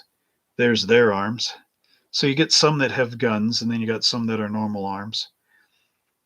So I wanted to make a diorama that was set in the 30s. And oops, so somebody mailed me out these ones. I'm not going to put Mr. Bugatti in there because that's wrong place, wrong time. Okay, so that's the Milkman that's going to be in that diorama. That's one. Like my dad built these fire engines from the 30s. So he's got. Let's see, is there anything? It's like 1929 to 1939. So he built himself an Aaron's Fox out of sheets of plastic and everything. He altered up the Oldsmobile Beverly Hillbillies, which are 1918 actually. So whatever. But anyway, so he built those into crew chief cars and a chemical truck. And then he's got the ladder trucks. He's got the Mack truck that he converted from the Mack logging truck, the monogram one. And it's too bad he passed away. But I found him. ICM makes the 1910 series, and that's where if you watch my unboxing of the Citroen or the Renault taxi cab, there's a series of those. There's Model Ts in all shapes and forms. There's drivers for the Model Ts. There's a race car Model T that you can get with and without figures. And the figures are, it's a female driver with a gentleman in his, 1910 clothes. And they're all like they're driving the car super fast down this road. And then there's a fireman set. And there's a Model T ladder truck with a fireman driving it and another fireman pointing to where he's supposed to go. And then there's another complete set that's got two firemen getting a cat out of a tree. And I thought, man, those firemen would be great. I was going to try to get them for my dad. But of course, money's always goofy when you own a hobby shop in a small town. So I never was able to get those figures. And then my dad passed away. So anyway, I'm supposed to inherit his fire trucks. So I was thinking of making a 4x4 sheet of plywood and then building a Chicago style or a New York style city. And then one of them is the building's on fire. And then my dad's fire trucks could all be around with the fire hydrants all hooked up with the hoses. And yeah, I guess I'd have to use that liquid water stuff that for model trains, but I'd have like the rope with the water coming up, and then I have people in the building, help me, and all this stuff. Yeah, Kevin knows the 1913 Model T Speedster with the American sports car drivers. Those ones are pretty cool. So I'd have this sort of thing, and it would be like kind of I guess 1939, right? And all this stuff would be happening, and have the flashing lights in it and all this, and it was going to be like a really tall display. Then I had to shut the store down, so that didn't happen. Plus, where the heck do I put this thing? And not have people touching it? Because it's the easy part is building the 4x4 table, having all the models around. It's a lot of work, but it's easy, right? And then building the building and scaling it up and everything, making it a styrofoam and all the rest. That's easy. I know it's a lot of work and a lot of thinking and everything else, but that's easy. The hard part is paying for the glass, because no one wants to sell you plexi. God knows why. But getting the glass to build the cover for this thing, so no little kids are going, "Ooh, look at this, Dad! Ooh, I'm grabbing that. Ooh, crack!" Or no adults go, "Ooh, look at this! I can pick this up. Oh, crunch, crunch!" So you need this glass around it. That's the hard part. That's the part where each sheet of glass is $300 per side, 1, 2, 3, 4, and a top, and lifting it off. Forget the rest. It's the glass. Yeah. So Kevin's saying he likes the idea of building a black and white scene. I've seen it. I've seen people take the monster models, the 1/8 scale Frankensteins, and they'll do them paint them black and white, and then put it a black and white picture. But the problem with my little garage display, I did it in high school. I don't understand why I didn't do this the right way, because I took 5 years of mechanics courses in high school. I took photography, art. I took all those electives. At any point in time, I could have gone and talked to the shop teacher and said, "Can I take some pictures around inside the shop?" But I didn't. I guess I was chicken or something. So I took pictures in the hallway. So my garage, mechanic photographs all out of scale of lockers. And then at the very back is the end of the hall. And I developed these things and I glued them onto the sides. So my mechanics are building this thing in a completely out of scale size locker hallway. So, now as an adult, I'm like, this is stupid. Let's build a real garage. So all these guys I still have them all. They're all still in their black and white, however the heck I did them. They just don't look good anymore to me. I've even back in the day, I built this thing and I didn't like it, So So I'm not going to be too hurt if I bust the thing up, right? And I still have all this stuff. I've got everything my dad made. I got everything I made. I've only lost a few things in the past. One of them I'm really upset over because it's worth quite a bit of money now.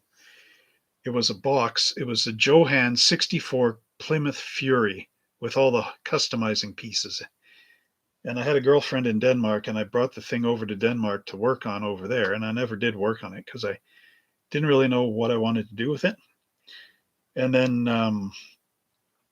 the relationship ended, and my models are still in Denmark in her house, which I guess is long gone because I think her parents sold the house and whatever else. And that got rid of my 30 or my 63 Plymouth, never to be seen again. And that model is now, last time I looked at it, and that was a decade ago, it was worth $300 on eBay. God knows what it's worth now. Yeah. So here's some of the people you get with the Fujimi set. These are the drivers, made in Japan. And I had a box of them as well. And I don't know if their bodies are mixed up, but apparently you can fit these guys into any car. And I do believe I had problems trying to get the woman in the car. But there's part of her. And then this is the rest of her here. So there's her head. And then the arms. So I never really got that together. Let's try it again. Oh, here's one of the little. Okay, here's the critters. So there's a dog from the 57 Ford. This is actually supposed to be a stuffed animal. And then this is the little mouse from the 63 Galaxy. The little, I am a mouse, which is also supposed to be a stuffed animal. So they're in here. And then I've got, now I did find the singer for this, but I don't know what happened to her afterwards. But these are the guitar guys that are in the garbage truck. The problem with them is they were not built to any scale in particular. They were just built so that when the clamshell of the garbage truck opens up, these guys clear the clamshell. They're not bashing their heads in the top of it. So whatever scale that is what these guys are, which is, I don't know, somebody with a scientific calculator have to figure that out because I don't know. And then my dad had a lot of these 132 scale kits and whatever. So there's a 132 scale driver for a 1910 car. This guy did pretty well. It's not a wash, but he's starting to wear off on his cap. So I don't know what paint. That's a Testors something or other. I think it's a military brown. That's when all the cars were open and you were out to the elements. Even in the elements, going 20 miles an hour is cold. Here's another little guy. I don't know. He's 43rd scale or something. Don't know what he's about. And then this guy has no arms, which is unfortunate. I think he's supposed to be 25th scale. And I don't know where I'd get arms for him because all the other arms are used. The Mafia guys, the gun. Anyway, yeah, it's kind of a shame with this guy. He's molded in blue plastic. I don't know what he came from. Maybe not a pyro kit, but what was the other ones? The Highway Pioneers, whoever made those. That's another shame. I always wanted to get those Highway Pioneer sets. And in the 80s, they came in a box with 4 cars in them. It was like the Highway Pioneers, and they're everything from, I think they had the not the Benz, the International Harvester, the like 1908 one with the big wagon wheels. And then it had, I think a Curve Dash Oldsmobile was part of that, and a Curve Dash Oldsmobile delivery truck, and a Model T with a brass radiator, and there was about 3 of those or 4 of those sets. And I always wanted to get one, but they were $40 in an era when model cars were about $8 to $10 Canadian. Maybe they were 28. So they were always sort of like, you'd have to save your allowance a little bit more to get them. But I want a model now, so I'll get the Chevy or something, one of those deals when you were a kid. And now they're all gone, right? You can't find them anymore because they're, well, I guess 45 years old at this stage. So, yeah. I guess I could eBay them if I have money ever in my life, ever again. Okay, so here's these are the heads for the race car driver guy. And you can build them in any era. So there's two guys without helmets. So those are normal civilians. Then this is the 60s guy or the 50s guy, I guess. There is a 60s head. Oh, I know where this guy is. So there's a 60s head, and then there's the modern, which would be the 70s style helmet, 70s, early 80s. So I have a model, the AMT 63 Corvette. That's where the guy is. And that's the head I used, was the 60s helmet. Okay, so, oh, and then there's another one of these guys.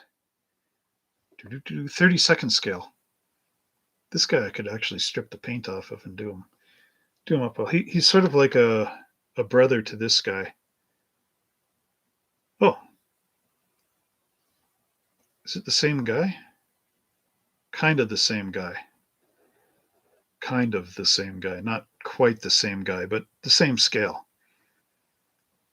So actually, this guy, I should put him over with my 32 scale guys over here. Let's see. Oh.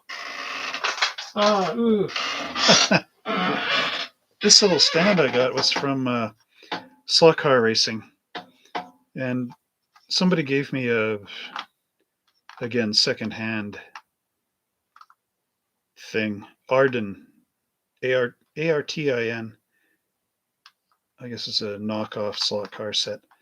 But they had all these figures, and they had two of these sets, so that's why I got duplicates of almost everybody, except for the people that are missing. So I painted all these guys up. That's a Citadel style with the everybody's got 4 layers of paint for every color. So you can see how it looks a little more lifelike. So let's see this guy here. How does he measure up? Oh, yeah. He's thinner, but he does work. So he must be 32 scale. Something like that. So maybe I could just paint these guys up and just stick them in the bandstand. Oh, look at that car. Mommy from 1966. What do you think? Grandpa from 1910? Still wearing 1910 clothes? Oh, yes. That's a good car there, son. I'm going to put my money on number 16. Oh, let's check these guys out. Yeah, they're still really shrimpy little guitar guys. I guess they're closest to 32, but they're still, they're like pygmies or something. Okay, let's put this over here. Yeah, I was going to do white handrails on that thing, but I never got around to it. It's more important things to do in life, like make YouTube videos, do live streams. I don't know. Hey, how about play with my kids? No, can't do that.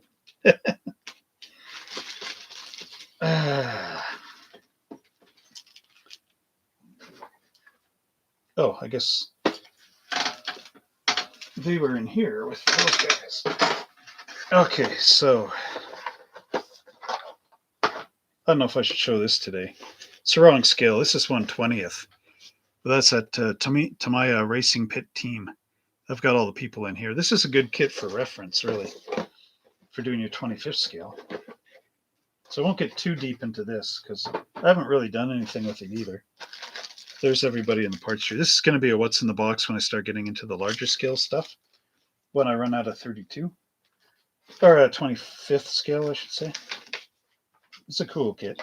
You also get the little lab equipment stuff for your car. And then you get this nice big sprue tree here. Look at all the goodies on that. They even got the boards for the racing pit. And then there's all, look at the pliers and the floor jack, and there's almost like a milk jug here, old school milk jug. I think that's oil again. This is all F1 stuff. There's impact wrenches. Neat little drawers. Look at the cabinet here. It's got the wings with the tools on the wings. I remember we had those in high school. Oh, and there's all the headsets as well. Some cool stuff. They give you some airline hose, whoops, as well for those impact guns. And then the other cool part about this is they give you, the decal sheet has 4 race teams going on here. There's Marlboro cigarettes and Aguip, whatever, however you say that. Maybe somebody in Europe knows how to say that. I don't. Agip, Agip, I don't know. Valvoline, Shell. All these are the race car drivers. So you got Mario Andretti, Villeneuve. That'd be the. Is that the Canadian guy? Terrible. I can't think of it. Nilsson, Ritum, Villeneuve, Jacques Villeneuve, I guess, Lauda, and Watson. And yeah, so, oh, and there's Lotus, Team Lotus, the black and the British flag. So you're supposed to stick these decals onto figures. They give you lots of tips too, how to paint the faces and all that. This is a nice set. I like this set. This is one of those ones that you want to build it, but you don't because you like it so much. I don't know, that defies logic. The other thing is I need a F1 car.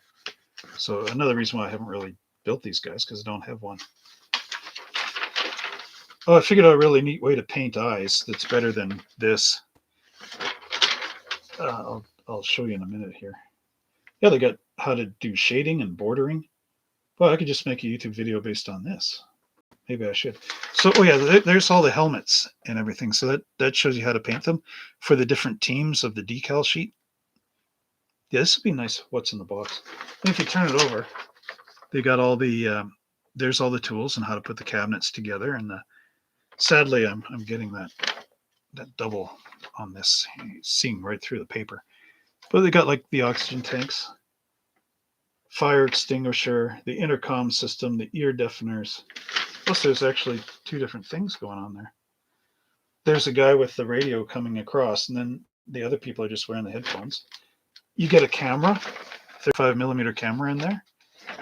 There's a cooler. Oh no, that's a camera bag. A lap board. A Heuer timekeeper. Almost looks like an old 70s electronic typewriter thing. And then what's this other one? There's a time counter. Oh, that's what that is. This is that funny window slat looking thing. You put these in there, and they've got the they're the messages that the guy's holding it as the driver's going around the pit. And what's this thing? A portable battery. See, like you could. Oh, there's that milk jug thing. Oh, it just says can.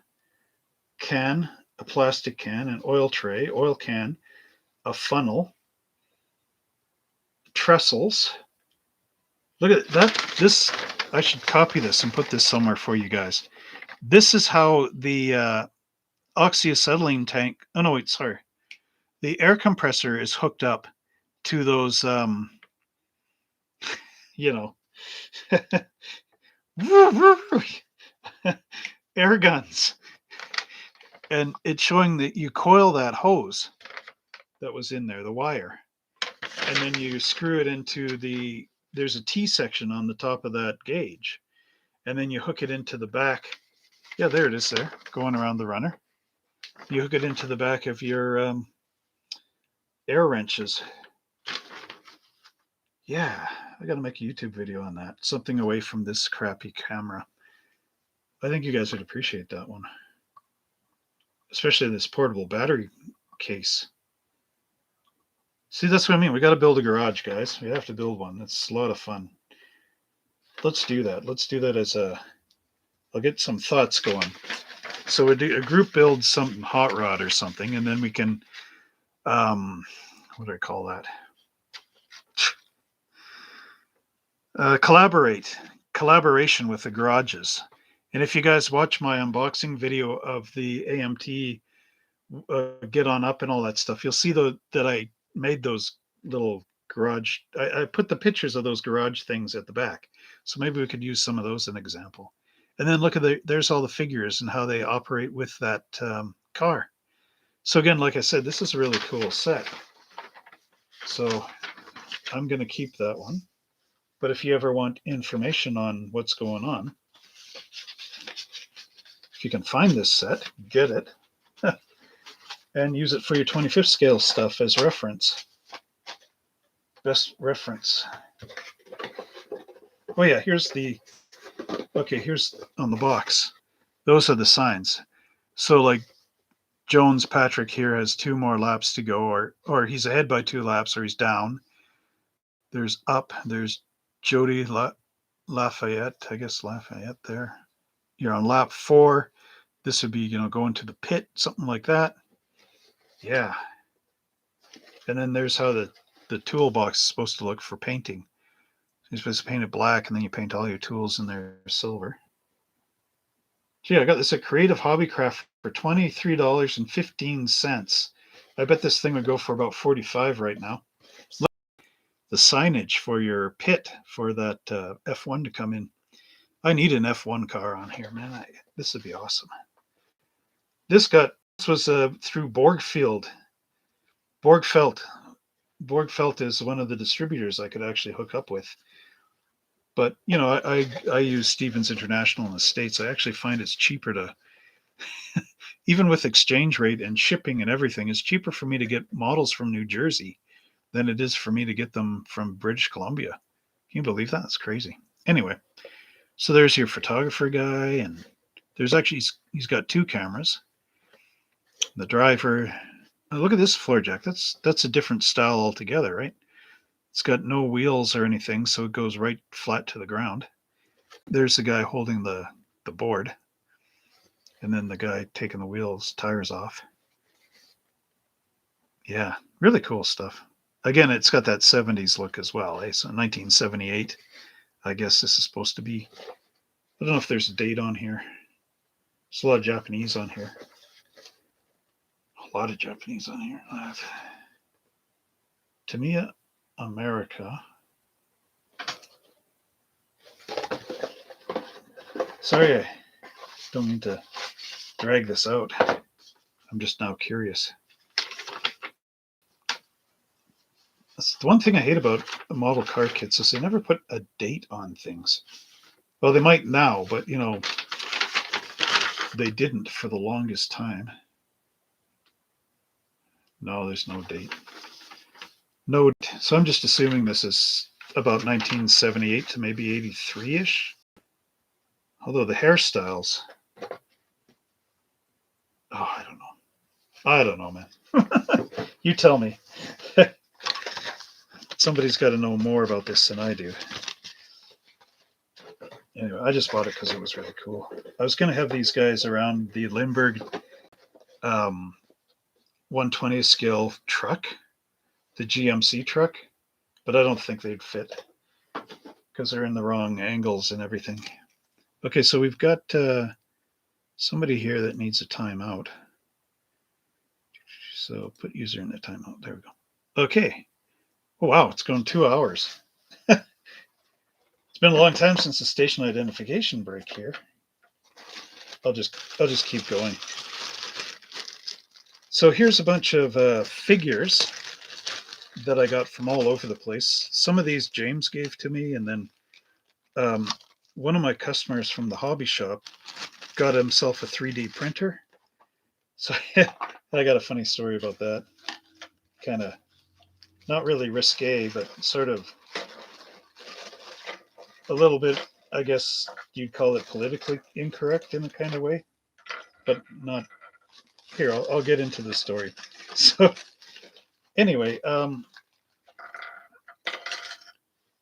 this customer of mine, he's got a 3D printer. So he came to me and said, "Do you want me to 3D print you anything?" So this is when I was thinking about that fire truck thing and the big display in a diorama of the 30s building. No, I'm .ca, monsterhobbies.ca. There. .com is something wrong. The story about .com is I used to be monsterhobbies.com, and then one of my customers gave me the website I've got now, .ca, which is far superior because I was using free webs, FREE webs, and I had the .com name there. So then free webs was sort of like it was designed for you to post pictures of your dog and say, "This is my nice dog," and everything. And I was using it as my business website, which was really chunky and hard to use because you'd have an image and then you'd put the text in and you put the price for the item and then you'd upload it on, or you'd hit OK for it to go onto the web page. And then all of a sudden your image was over here. The text was all goofy and the price you couldn't even find it. So it was getting to that sort of weird technical issue sort of thing. So the guy that gave me the website says keep .com going for a while you're fixing .ca. So .ca is when you put your things in, everything lines up where it's supposed to be 100%, and it's far more secure than free webs. Like free webs, I took a simple idea and I stretched it as much as I could to make it a store. So I kind of forgot .com was happening because I was intensely putting into my current site. So I got this notification one day saying, please renew .com. And I thought, I don't really want to renew it because it's old and it sucks. And here's the new thing. So then I got a second notification, you got 30 days left to renew this thing. I thought, yeah, whatever, right? If it goes, no big deal.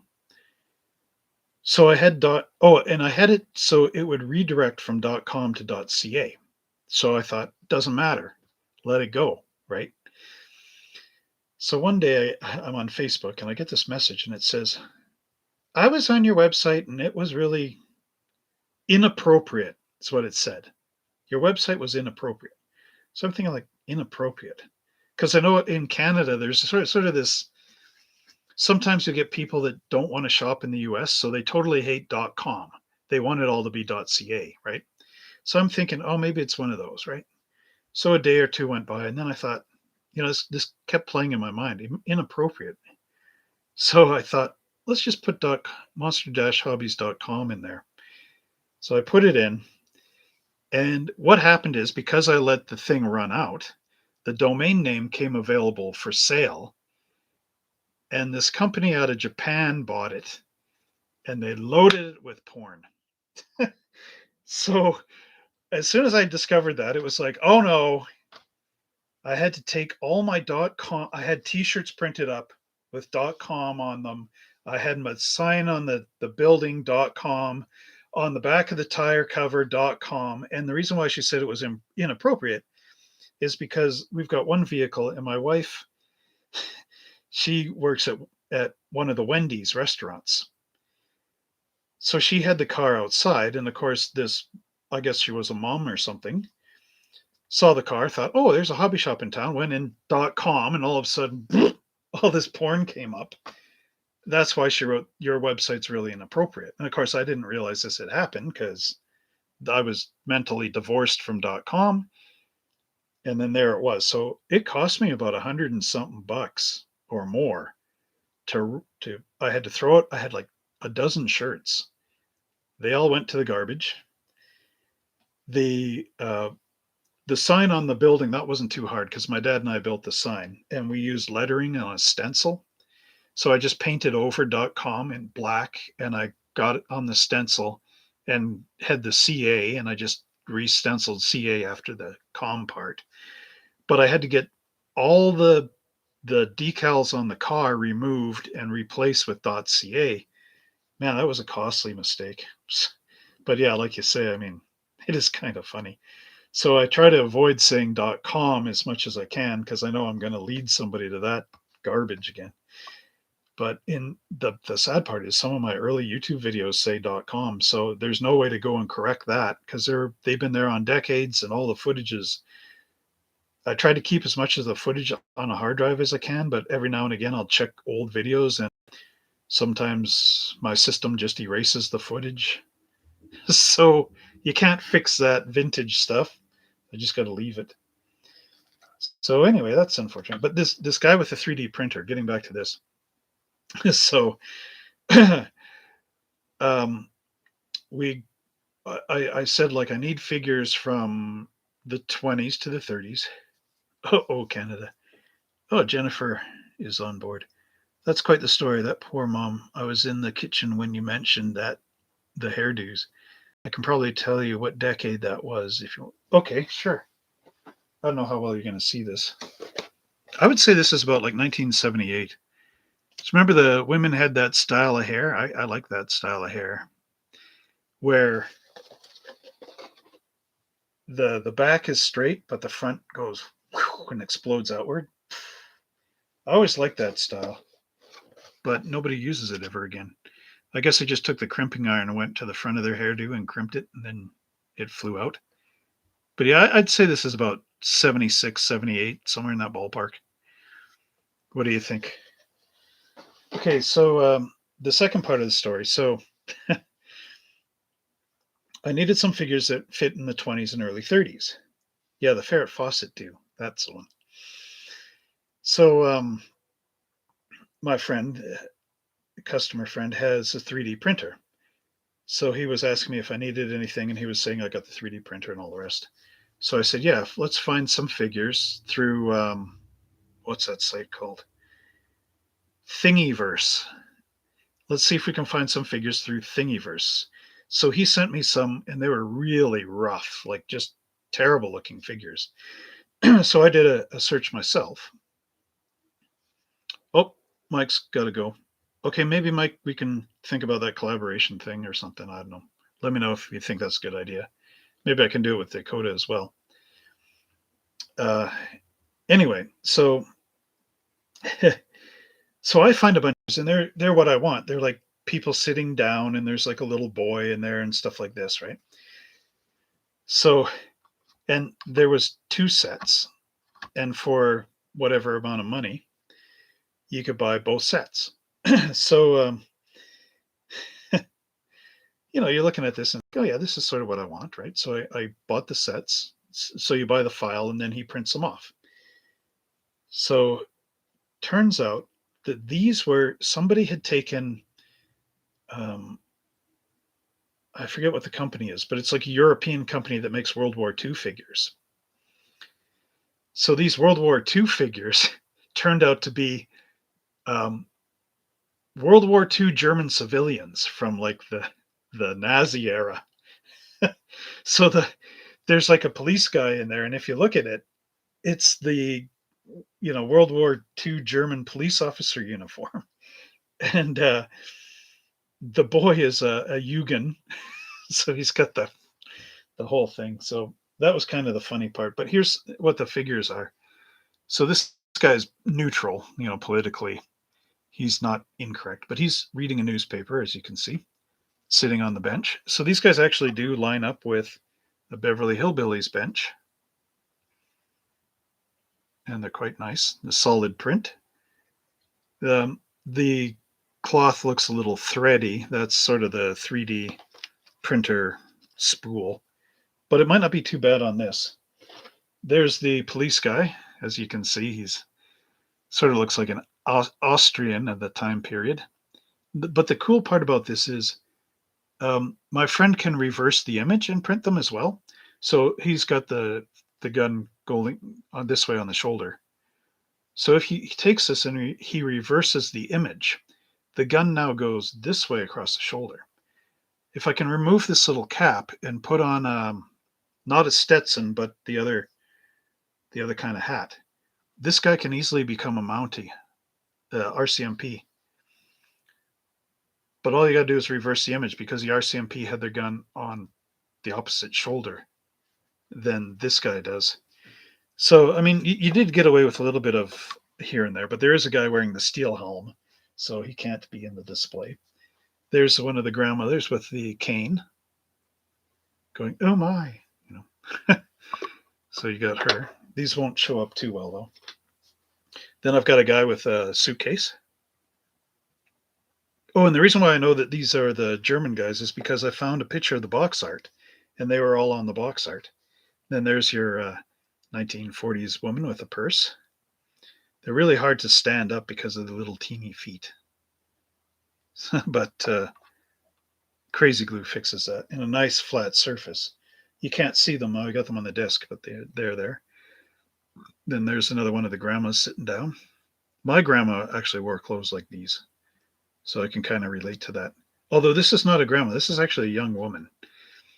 So my grandma was, well, I wouldn't say she was young during the war.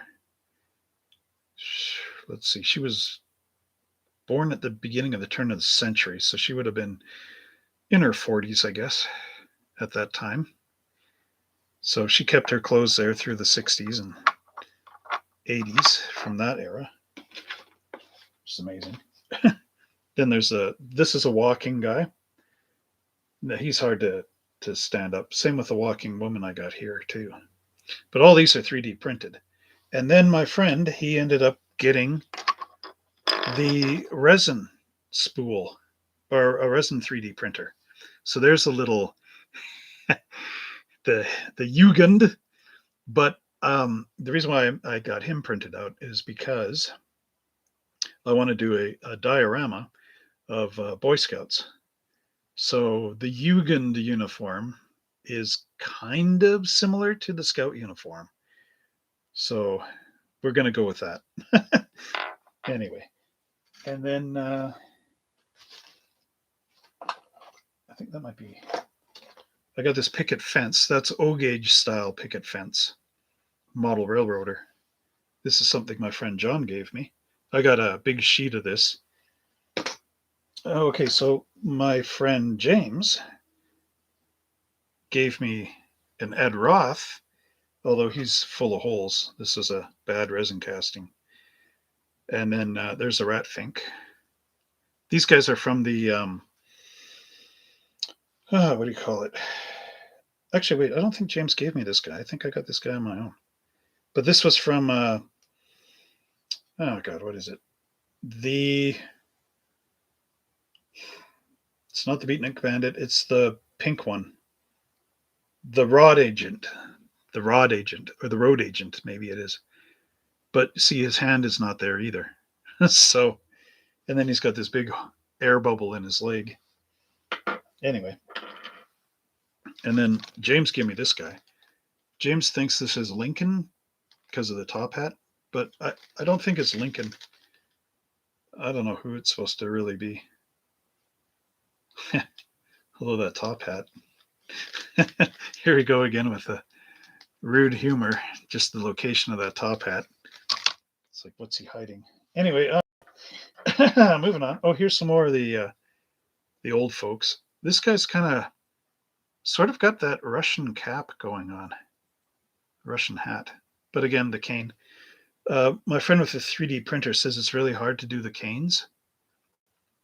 It's not really hard for the printer to print the cane, but the problem with it is these guys don't come out just like this, right? They're in a little cage, and the cage is the 3D wire going from like the top of his knee up the cane into the bottom of his arm, because the way the 3D printer works, it starts from the feet and it'll print like imagine if you had a pineapple, let's say, and you sliced that thing, you laid it on its side and you sliced it with a knife to be as thin as this wire is that's coming out of the spool. And then you're building inside the computer digitally, you're building this sandwich of all these levels of the little things that you cut until you got that pineapple, right? So that's what it's doing here. So it'll start with the back bottom bit of the shoe and where the shoe touches the pad. And that'll be one little spool of wire, like a little U-shaped whip. And then it goes on to then it lifts it up a little bit, and then it does the one on top of that, and then up on top until it connects out of the two little bits into the solid part of the shoe that goes along, and then it'll strand this out solid. And from what my friend says, it can't build on something that's not there. So some strand has to come there at a certain point. So when you get into these canes and whatever, there's nothing in there in behind. So the computer has to create something to fill the void so that it can get to where it needs to be solid. So it creates these little hollow wires inside there until it gets to the next solid section where it can rebuild. So he says sometimes you have to make the image so that the guy's hat is sitting on the base, and it's building it this way instead of this way because there's nothing for him to sit onto, or the computer will make a little kind of like a crappy stool. And then when the stool gets to where his bottom is, it's just all like weird loose fibers inside there. So you got to cut them out with a knife. So that's what he says is the hard part, is cutting all the little fiber spools out in between everything so that it does look like this. So he spends about an hour or two cleaning up the guys. But anyway, so this guy's looking over in this direction. And then, here we go. I've got another one of the women looking in that direction. So they could be talking, or they could, hate each other and look the other way. But yeah, so there's another woman from the 30s. The problem is I don't have any young girls or small toddlers or anything. There's another one sitting there waiting for the bus with his little handbag. So that's all my 3D printed. I did find one that looks like my sister, so I sent her that over the Christmas holidays. Here's another one of the old school figures. This was in a box. He's a midget car racer from one of the early monogram kits. And then I've got these 4. These are my last 4, and then I think this video is pretty much over. So these are the Welcome Back Cotter guys. This is a set that James gave me. Spare guys. So there's, I memorized all these guys' names. Now I can't think of who they are. There's Horseshack. Anyway, everybody knows Horseshack. Mr. Quada! Again, these are ones that I wish I could get apart somehow because somebody glued them off, just a little bit off alignment. There's this guy. Oh yeah, Vinny Barbarino. And then, this is Washington. And this was the Puerto Rican Jewish guy. I forget what his name is, though, in the show. But yeah, they're all sitting around the sort of a semi-modified version of the Pimp Wagon from Superfly. And Fonzie, I've got the Fonz as well. I've got him as a resin figure. And he is standing beside the Monkey Mobile, and that's Fonz's dream ride. So I did an unboxing of both of these things because James still has the untouched kits. I just have the figures. I don't have the vehicles. But yeah. Yeah, but what's this guy again?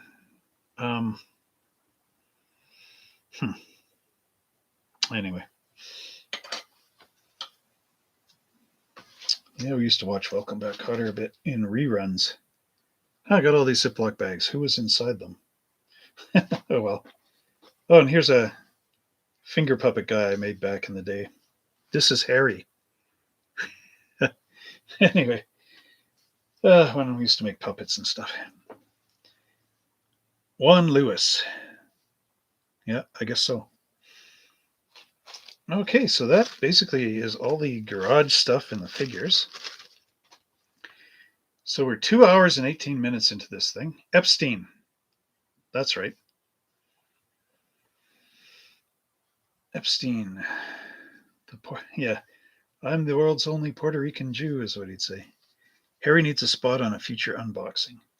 Yeah, like I can totally slip this under the camera. I don't know. Part of the Danny the Dog thing. Somehow I remember this was part of an offcut from like a Cookie Monster costume thing that my sister made. Look at the nice sewing job right there. Perfect, just like a real glove. And the sewed on the little eyes. Needs a little mouth. It's like a blue Cousin It. Okay. Oh yeah, fun times. So yeah, sorry it wasn't a model car view, but I think that some of this accessory stuff is actually better in a lot of ways, because it gives you sort of a potential of what you can do. So if you've got a wooden box, you can just maybe the dollar store, might have a bunch of, you can buy those packages of scrapbooking paper, and they've got a pattern on them. So maybe one of those patterns you could just glue it down as a floor, like a checkerboard one or something. Or what I've seen is people take styrofoam, the pink foam or the blue foam, and well, they have a hot wire cutter for foam, but there's no reason why you couldn't do this with a knife either. Just it's a little bit trickier with a knife. You need a sharp blade and a long, deep blade, like on one of the utility knives that slide. But you cut strips out of the styrofoam into brick shapes, and then you glue them individually, brick by brick. If you go on the Facebook on the um, foam builders stuff, you can see they build them brick by brick. A lot of work, but looks really good at the end because everything is irregular, just like bricks are. And again, with building a garage, I don't really know how to build one. Like I know how to build one, but like the style. Do I want like bricks in the back wall? Do I want it to be like the concrete pour wall? Do I want it to be uh, drywall, unfinished drywall? It's those things that I think about. Like, and then what's around the shop? Like a railing with a thing, or like one of those flat decks where they have the tires up top in the back. Do I need it to be that big? Do I need it only to be as big as a car? And there's a lot of cool YouTube videos about them out there. So it's all preference, I guess. And then time period. Do I want one from the 20s, the 30s, the 50s, modern, my own dream idea one, or I don't know. Anyway, so my name is Trevor. I'm the owner of Monster Hobbies. We are now online, so this address is useless. Don't even look at that. Don't look. Okay, so then this is the current address, www.monster-hobbies.ca for Canada, 403-652-5019. You operators are standing by. Be funny if somebody phoned, actually. Actually, it'd be good. One of you guys phone and say, yeah, I just looked at your website and I want to get everything on there. So how does $80,000 sound? Let's do that. Somebody phone with that. I'd love that. You'd phone and it'd just be a joke. No, anyway, so yeah, so we're online. We've got a website. It's priced in Canadian dollars. We offer free shipping on all orders over $75 within Canada. I think I'm going to have to start changing this because I'm going to the post office and it's costing me more money. Anyway, that's okay. The accountant figures that out at tax time. So we accept PayPal and all the credit cards except American Express on our secure pay on our website. So the thing about it is with secure pay, if you use your credit card, the information is gone after the transaction. Kevin's asking me if I buy cars. I'm currently not quite in the position to do so. And they'd have to be sealed kits because, to resell. Or at least, I don't know, that's kind of like 100% untouched. Oh, yeah, Dakota says he ordered 2 times for us, which he did. And everything came in fast. And I hope he gets some more stuff. Hint, hint. Anyway, if you use the promo code YouTube in lowercase letters at the checkout, you'll save 10% off. And on our website, up the side, you'll find one of these. Oh, I can't even open the drawer. Oh, I got it. You'll find one of these on the side, and it says join our newsletter. So you click there, and the girlfriend put them on a limit. All right. I have ways around that. Anyway, I'll tell you in a minute. So you click on that and you can join our newsletter. I've been trying to put a newsletter out every 2 weeks, and I've got some tips and texts in there too. No cards. I have special cards for some you have on your site, like Boris cards and that. I'm kind of got more than I need for cards right now. Again, I need people to buy them. Okay, so Dakota, here's the thing. So unless your girlfriend's absolutely looking at your checkbook or whatever, of your bank account. So what I used to do when I was young is this is terrible, but anyway. Okay, so in the summer, this is in the 80s, okay? So imagine the scene. GoBots and Transformers are available to buy, as well as knockoff GoBots and knockoff Transformer toys. These are like the robots that turn into cars and stuff. You know what I mean? Because they still make them. But this is like when they started off in the heyday. So this was in summer, and I was maybe 14 or 15. So my mom, I was taking these acting courses at one of the community centers. Well, I hope my sisters aren't listening to this right now. Anyway, so mom would give me bus fare for the bus to go down to the place where I was taking these acting lessons, and then back again at the end on the bus. So this was bus fare. So it was something like, I forget what it was back in the 80s. But anyway, the bus fare combined together was the same price as buying one of the GoBot toys, the knockoffs from, believe it or not, 7-Eleven, or one of the convenience stores had them. Because it was the 80s and they stocked a lot of weird stuff in convenience stores back in the day. So they had these knockoff Transformers. So instead of taking the bus, I would leave my house and walk all the way down to the place where I was taking the acting lessons, and then walk all the way back. And on the way back, I'd buy the GoBot. Then I put it under my jacket and I come in. Hi, Mom, how's it going? Yeah, I did the thing and whatever. Then I go up into my room and take out the GoBot and add it to my collection. And then that was always there. And then that progressed to when I was buying model kits, I could end up doing the same thing. Buy a model kit, come home with it under my jacket, put it in the collection. Oh, that was always there. So there you go, Dakota. That's the way you do this. I send you a model.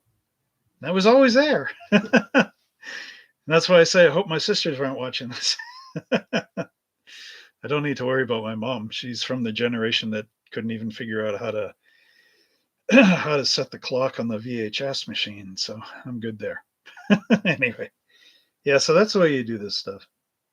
Or you get a PO box somewhere, and then I mail it to the PO box, and then you go and you pick it up from the post office at the PO box, and you put it under your shirt, and you put it in your collection, and say that was always there.